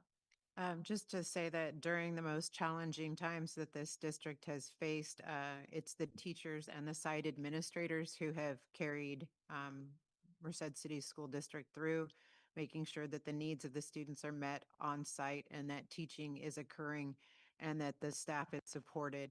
And as I visit the different sites, one of the things that I take comfort in is each site the different staff members talking about the level of on-site support that they're receiving. So thank you for the work that you do. It doesn't come with many accolades, but it is recognized. You are valued. Thank you. Yeah, I'll echo the sentiments of my fellow board members. I really appreciate all that our school administrators, our staff, our teachers do. And I don't think 1 week is enough to value our school administrators, but you are like the glue that holds your sites together, and we appreciate your service. And I'm glad we brought this proclamation forward. I see any other questions or comments? Seeing none, I will entertain a motion to approve. Motion to approve. Motion to approve by trustee Zhang, second by trustee Delgado. Clerk Delgado, all those in favor? Aye. Nays have the same right. Motion passes unanimously. C, review and approve town hall meeting structures. Superintendent Stocking? Yes, as we begin the implementation of our town hall meetings last school year, the town hall meetings serve as an opportunity for the district and school board to hear from the community. As we continue planning for upcoming sessions, the board is seeking input on the preferred structure and scope of these meetings to ensure alignment with the district's 3 areas of focus: safety, literacy, and relationships, as well as other feedback that the community would like to share with us as we look to develop our long-range strategic plan. It's recommended that the Board of Education provide direction and reach consensus on the structures and format of future town hall meetings. Thank you for that. Ms. Gates, do we have any callers in the queue for this item? President Lackeretti, there are no callers in the queue. Thank you. Any questions or comments from any in-person comments? Seeing none, I will bring it back to the board for board discussion. Any questions or comments from the board? I have a comments. I think it's also very important that we do the town meeting by very intentional. And what I mean intentional is really solicit some feedback from our community, parents, and people who have concern, and really for them to really express some of their their feelings about their own school. And I think that we kind of misinterpret the intentionality behind it. And I just wanted us to really think about some structure where we could really focus on areas of improvement. For example, if we want to talk about safety, it's always been up to our community. Can we hear about safety and have expert coming in and help us understand a little bit about school safety? And particularly we host at the school side, we want to make sure, I want to make sure that that school already shares some school safety plan. What do we do if A, B, C, D's is happening? What kind of procedure we're taking it? And also want to make sure that we are very intentional. And maybe another town maybe could just focus on literacy. Maybe we could just focus on how do we become a better diversity in our school. And maybe we have a parent. Another way we could have some teachers, and another way we could just have, people with, students out there or kids out there and then grandparents. So I want to make sure that when they comes into our school sites, that they raise their concern that we hardly hear at this board meeting. And I remember as a parent, I'm really afraid to go before county supervisor, city council, school board. If you ask me to go and be in videotape, I won't be there. And for me, the town hall meeting, it is a great opportunity to come in and to really raise your concern, to really raise your feelings and express it in such that I don't have to be videotaped and I don't have to be afraid to speak up my voice. And that's what I like to see. And not very often community have opportunity to really comes in and really voice concerns. So I just want to make sure that a structure that it's more intentional. Thank you. Okay, Trustee McCutcheon. So the town hall meetings, when we first talked about them and wanted to do them, it was because we weren't moving from site to site. And I was one of those people that thought it would be a good idea. But I don't think the town hall meetings have been very productive. I think that we do move from different school sites. And so as tonight, the community came out, the school came out, they were able to speak and share things, whether they were good or bad. So I just think that the town hall meetings are defeating the purpose of what it is that we're trying to do. And I don't feel like they're necessary anymore because we are getting to different sites and the community has an opportunity to show up at one of those sites to speak. And that's just my thoughts on that. So you think we should not be doing, For myself, I don't feel like it's necessary. I feel like that they should be able to come to the meetings because we have them. We have one at the Esteem Center and then we have one within the community somewhere. And so in saying that if we continue to do them, I'm okay with it, but I don't want it in my district. I don't feel like it's been productive. okay. Based on what Trustee Zhang said, do we want to, when do we do these town halls, do little presentations about, our main focus areas and then, I just don't feel like it's necessary. I think that we are getting the job done, what we're doing now. As far as the vendors, they're able to come out to our meetings. They were out here today. I think we've had a couple of them, correct, town halls, and they weren't productive at all.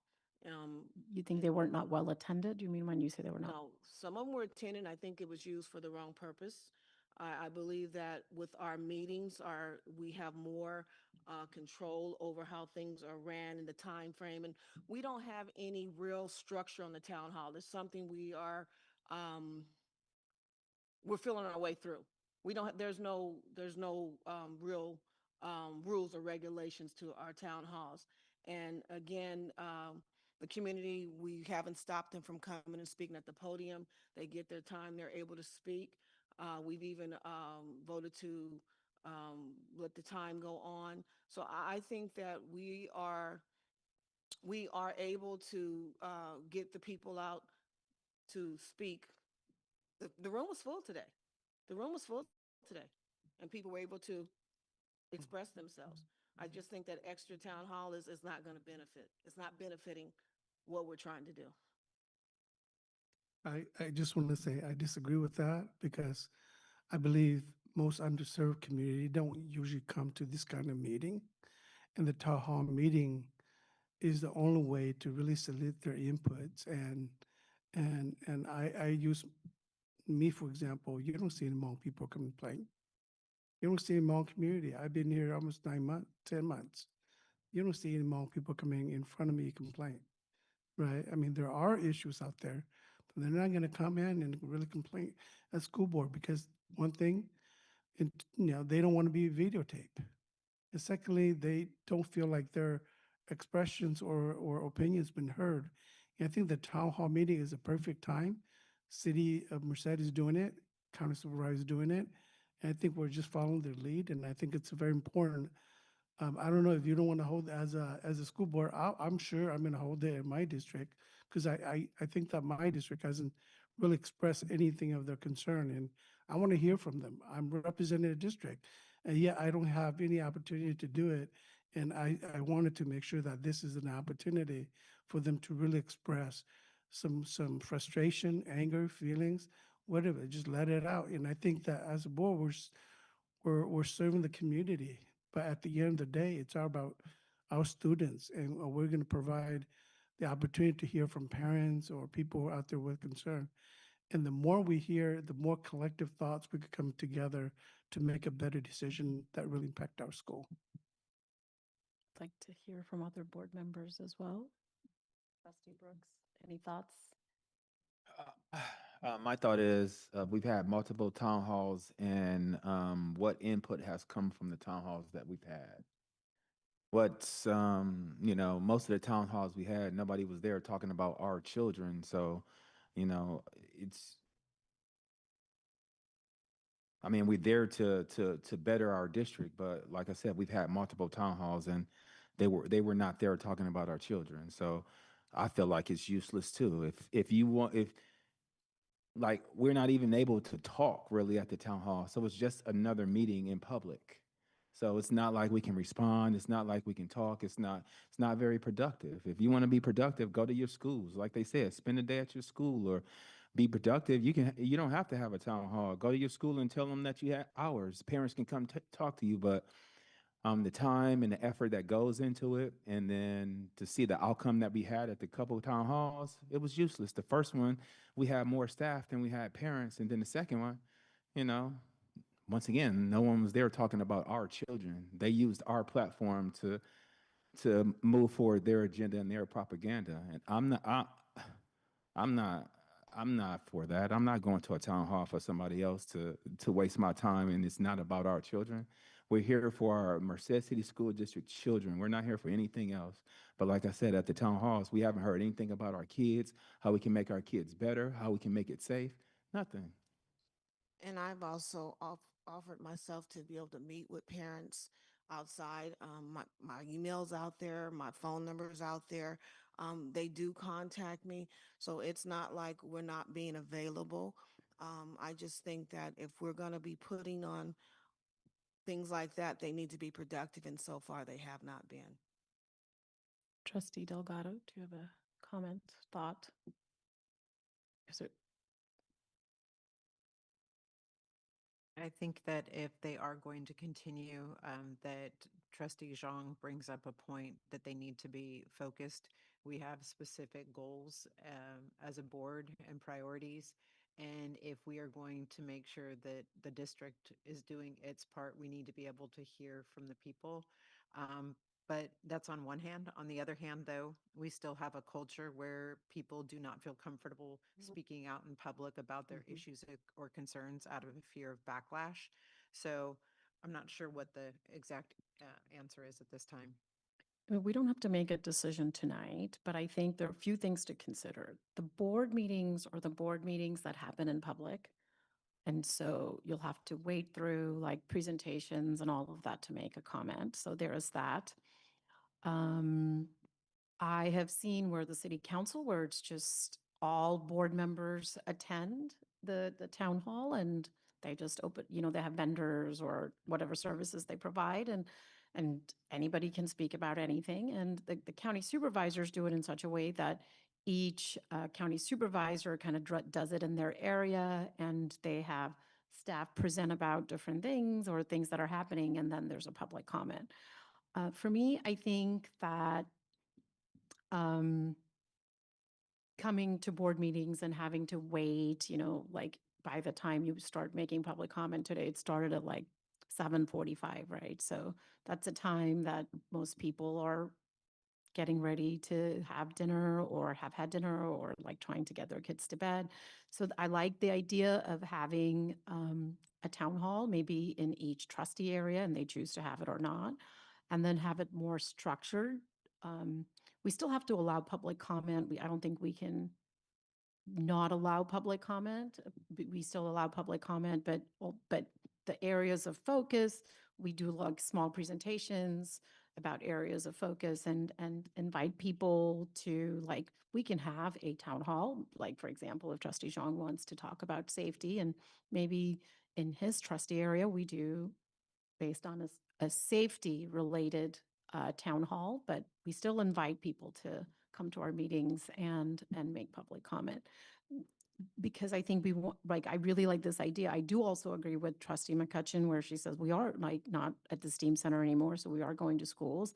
And there is an additional staff time that goes into planning these town halls. So maybe we don't have to do like 1 or 2 every quarter. Maybe we reduce the number of them. I think we can go in many different directions.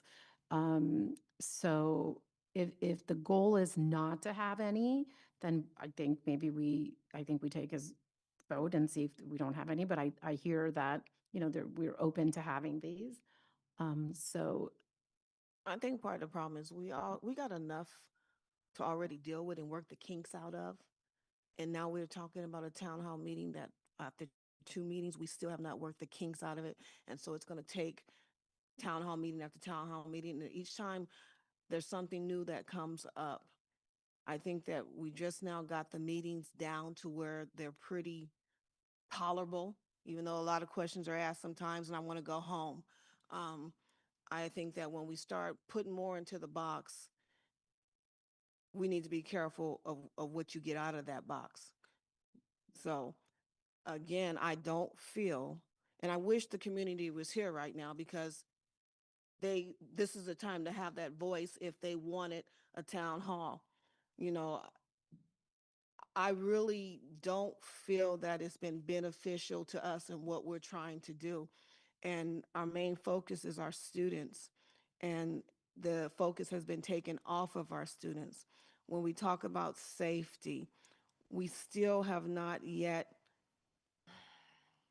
been able to do the things that we need to do as far as safety is concerned. And then you talk about telling us about something, but at the same time, no matter what we do, sometimes it's not good enough. So when you tell us something, what is it that you like to see done? And that's not what we're getting either.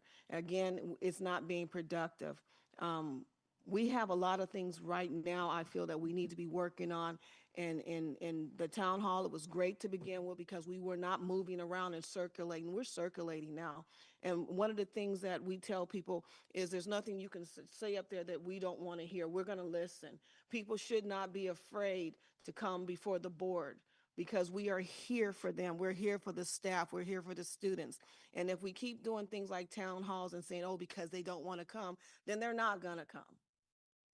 We keep giving it, and we're not city hall or town hall or whatever I keep hearing. We are Merced City School District, and we have our own way of running things, and we got to work the kinks out.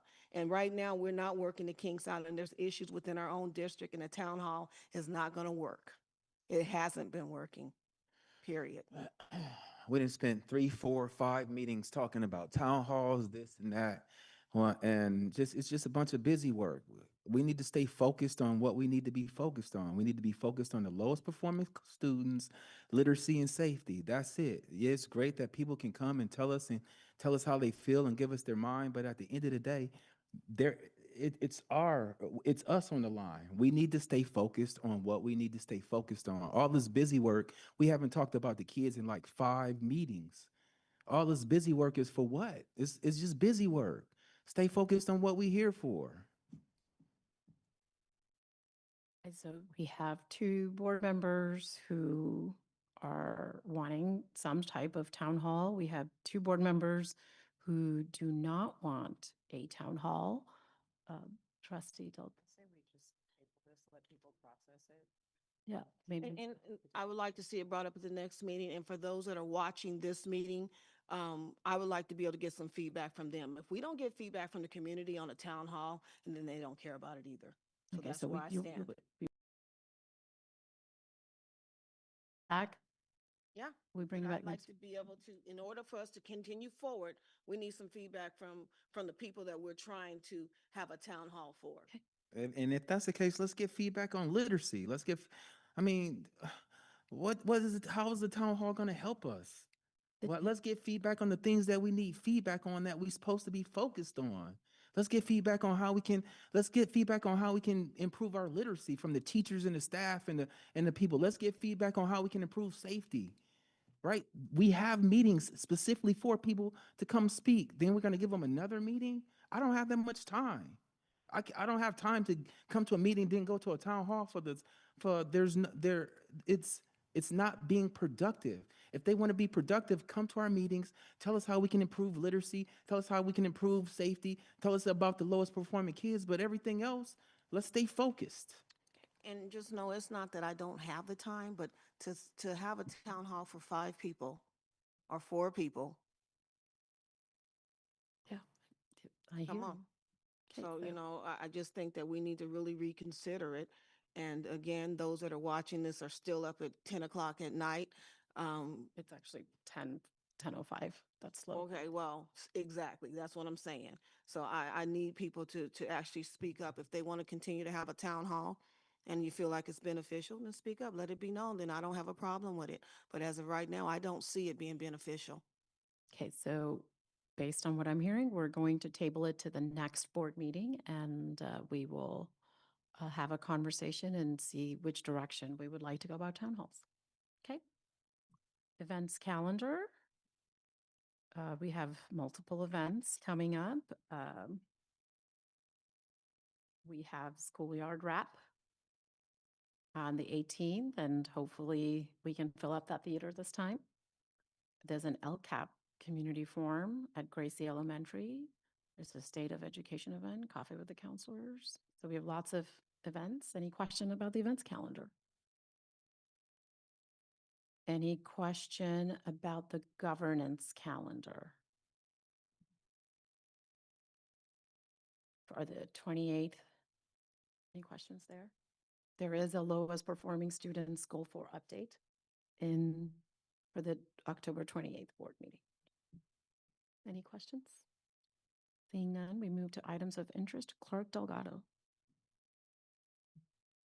Okay, Trustee McCutcheon. But I'm sorry. Items of interest, any items of interest? Oh, Yeah, did you go anywhere? Did you do anything? sorry, you guys, I went to Hawaii just now. I'm back. Yeah. No, I attended on Zoom, the ELOP, by Mr. Alexander and his team, and, they did a wonderful job in presenting. I'm not sure exactly how much of the community actually attended it, but I learned a few things on how to click on some different stuff to get where I needed to be. Um, they shared about the Mars and the different programs that we have. I just wish that there was more of our community, our family, parents that would have been on the Zoom with me. Um, I I want those that have spoken tonight to know that we did hear you. I'm a little concerned about some of the things that I've heard. I'm not sure exactly if it was meant to be put out like it was, but um, I hear you loud and clear. We got some work. We've done some good things within the district. I heard that. And then we still have some work to do. But I think that people need to be careful on how they present what they feel is going on and um, who they're actually tagging as the issue. So that's all I'll say on that because I felt some kind of way tonight, and I don't like to feel that way about about people, staff, kids, anything like that. And I felt some kind of way tonight, and to go home with a heavy head is not cool. So that's all I have to say. Okay, Trustee Brooks. I just want to say that I agree with Trustee McCutcheon. I know the feeling that you felt. I felt the same way. But you know, some people might discredit it, but I felt the same way that you felt. And just the way things are packaged sometimes is just, I don't know, just the way things are packaged sometimes just is just sends a different kind of message. So that's all I got to say. Thank you. Trustee Zhang. Yeah, just 3 things. Number one, I just want to let all the teachers know that you work hard. I hear what you had to say tonight. And I think it's very important that you should, as a teacher, should have a safe environment to teach so you could do your job.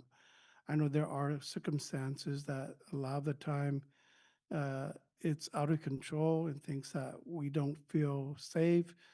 I just want to ask you to be a little patient. I think that our administrators doing their diligent role to making sure that as a teacher you have the ultimate safe place to do your job, and that means to really teach our kids. And I'm sorry to hear what's going on tonight. I think that we need to really explore a little bit more together, see what we could do as a district. Number two, I just wanted to thank a couple of admin and teachers for taking the opportunity to go with us to Fresno on September 29th. We had a couple Zoom debrief. It was great. The first one we went to see the Hmong legacy. It's talking about doing the Vietnam War, pre, during, and post Vietnam War, and how we could take that into classroom. So I'm glad to see that many of you have not seen or exposed to that kind of material or information, and that we came back and inspired you and really learn more in depth about the culture and the histories. And secondly, we went also to visit a private tour, 2 hours with the Hmong Art Museum. It's a huge collection of Hmong artifact and how we could take that artifact, the histories, the heritage, the culture, and how do we complement it in our classrooms. And I just want to thank all the administrators and teachers who go with us, and especially thank you to Aaron Alexander for coordinating with me to get that. Thirdly, I just wanted to say I am really glad I went this weekend. We missed most of you. I think the superintendent, myself, and our president, Lagoretti, we went to a 3-day Merced County Board of Association meeting. I think they drill us really hard. I don't know. I was just sitting there falling asleep, but I try not to because I don't drink coffee, and it's hard to stay awake. But it was like we start like 7:30 in the morning to about 4:30. And so it's all day and very intensive. I appreciate the Brown Act. I appreciate all the ethic. I appreciate all the lawyers going down there, and I've learned so much. I think it doesn't hurt to really revisit this and really relearn. I believe in that. If I start learning, I mean, I stop growing. So thank you for providing me the opportunity to really sharpen my, I would say, ideas and not to be afraid to speak and make sure that we do a parliament procedure the right way. So thank you. Thank you. I'll go next. First of all, I'd like to thank our staff for putting this together here tonight. Thank you to all the folks who made this happen. Thank you to the Muir School staff for your warm welcome and the great food. I attended a meeting last week with Clerk Delgado about an administrative review about our contracts and how we do request for application or proposals for contracts for professional services in our district. And I think we gave some good feedback. I like this collaborative process of like really trying to address how best to attract more community to come and serve at our schools. So I'm looking forward to seeing the results of that. I also attended the Merced County School Boards Association conference this weekend. And one item that I really think liked about the presentation was the AI, how artificial intelligence is going to affect a lot of things we do. So I think it's maybe time in our school district to start having those conversations also.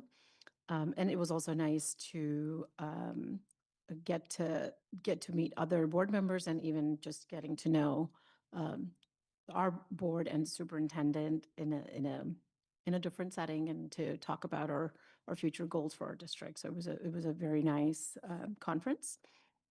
One of the things I'd like to propose and see if there's consensus is we've heard from a lot of staff, and I think I've mentioned this in the past, like to see the district bring forward a climate survey or for staff, where we get input from the staff. So I'd like to see that brought as an item that we can approve and get input from our staff. Call it climate survey, we can call it whatever survey, but it's like to get a pulse from our staff or certificated classified administrators, an anonymous survey to get a pulse of where everyone is and what we need to do. So is there a consensus? Yeah, We've already, we said this. I know. So I know, but we're bringing this again so that at the next board meeting or in our board meeting in November, whenever it's, how quickly you can get it to us, we'd like to see some proposals from the school district. Yeah? Yep. Okay. And I know the CASP results have come out. And is there an appetite from the board to have a separate study session for this test scores? Because if we want to do it here, I think like where we look at schools and different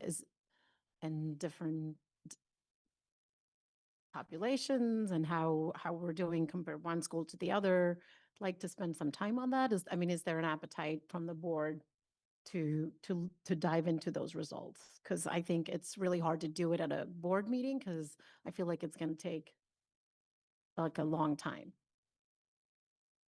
Any thoughts? I think it will be. I'm sorry. I think that's the wonderful opportunity to do it at a board meeting and invite right? Okay. We talk about transparency and things like that. That'll be a wonderful topic to have a discussion at our board meetings and then allow people to. Okay, so yeah, so I guess the request would be to have a separate item on our CASP scores. Okay, and that's it for me. Thank you. I had the opportunity to visit some classrooms at Burbank as well as the Burlington Code opening where Maria Monse and Mia represented John Muir incredibly well, delivering their gratitude in English and Spanish. I would like to ask for an information item on revisiting the master plan for facilities as it relates to ventilation. One of the things we keep hearing is that we've met the minimum requirements, and I'm really looking forward to the day where minimum isn't acceptable. We want to go above and beyond.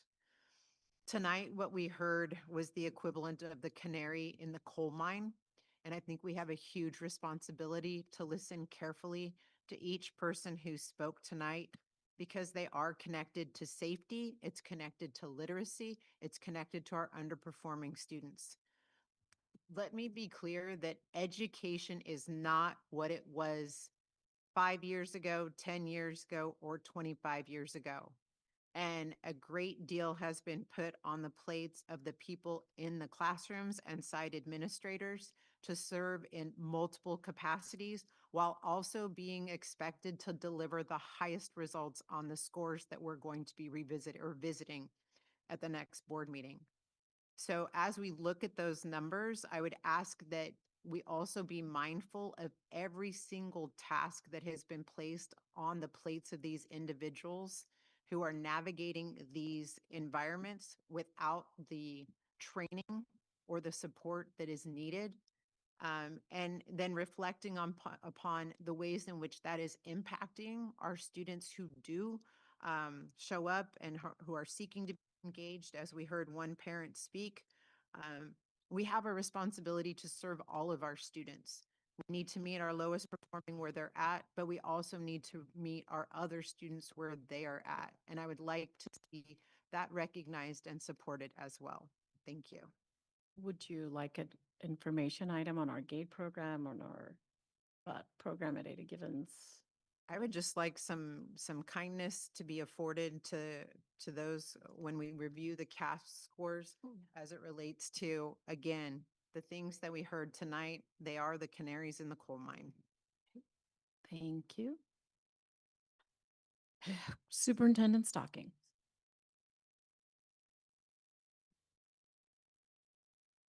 President Lacqueretti, Madam Clerk, and trustees and community.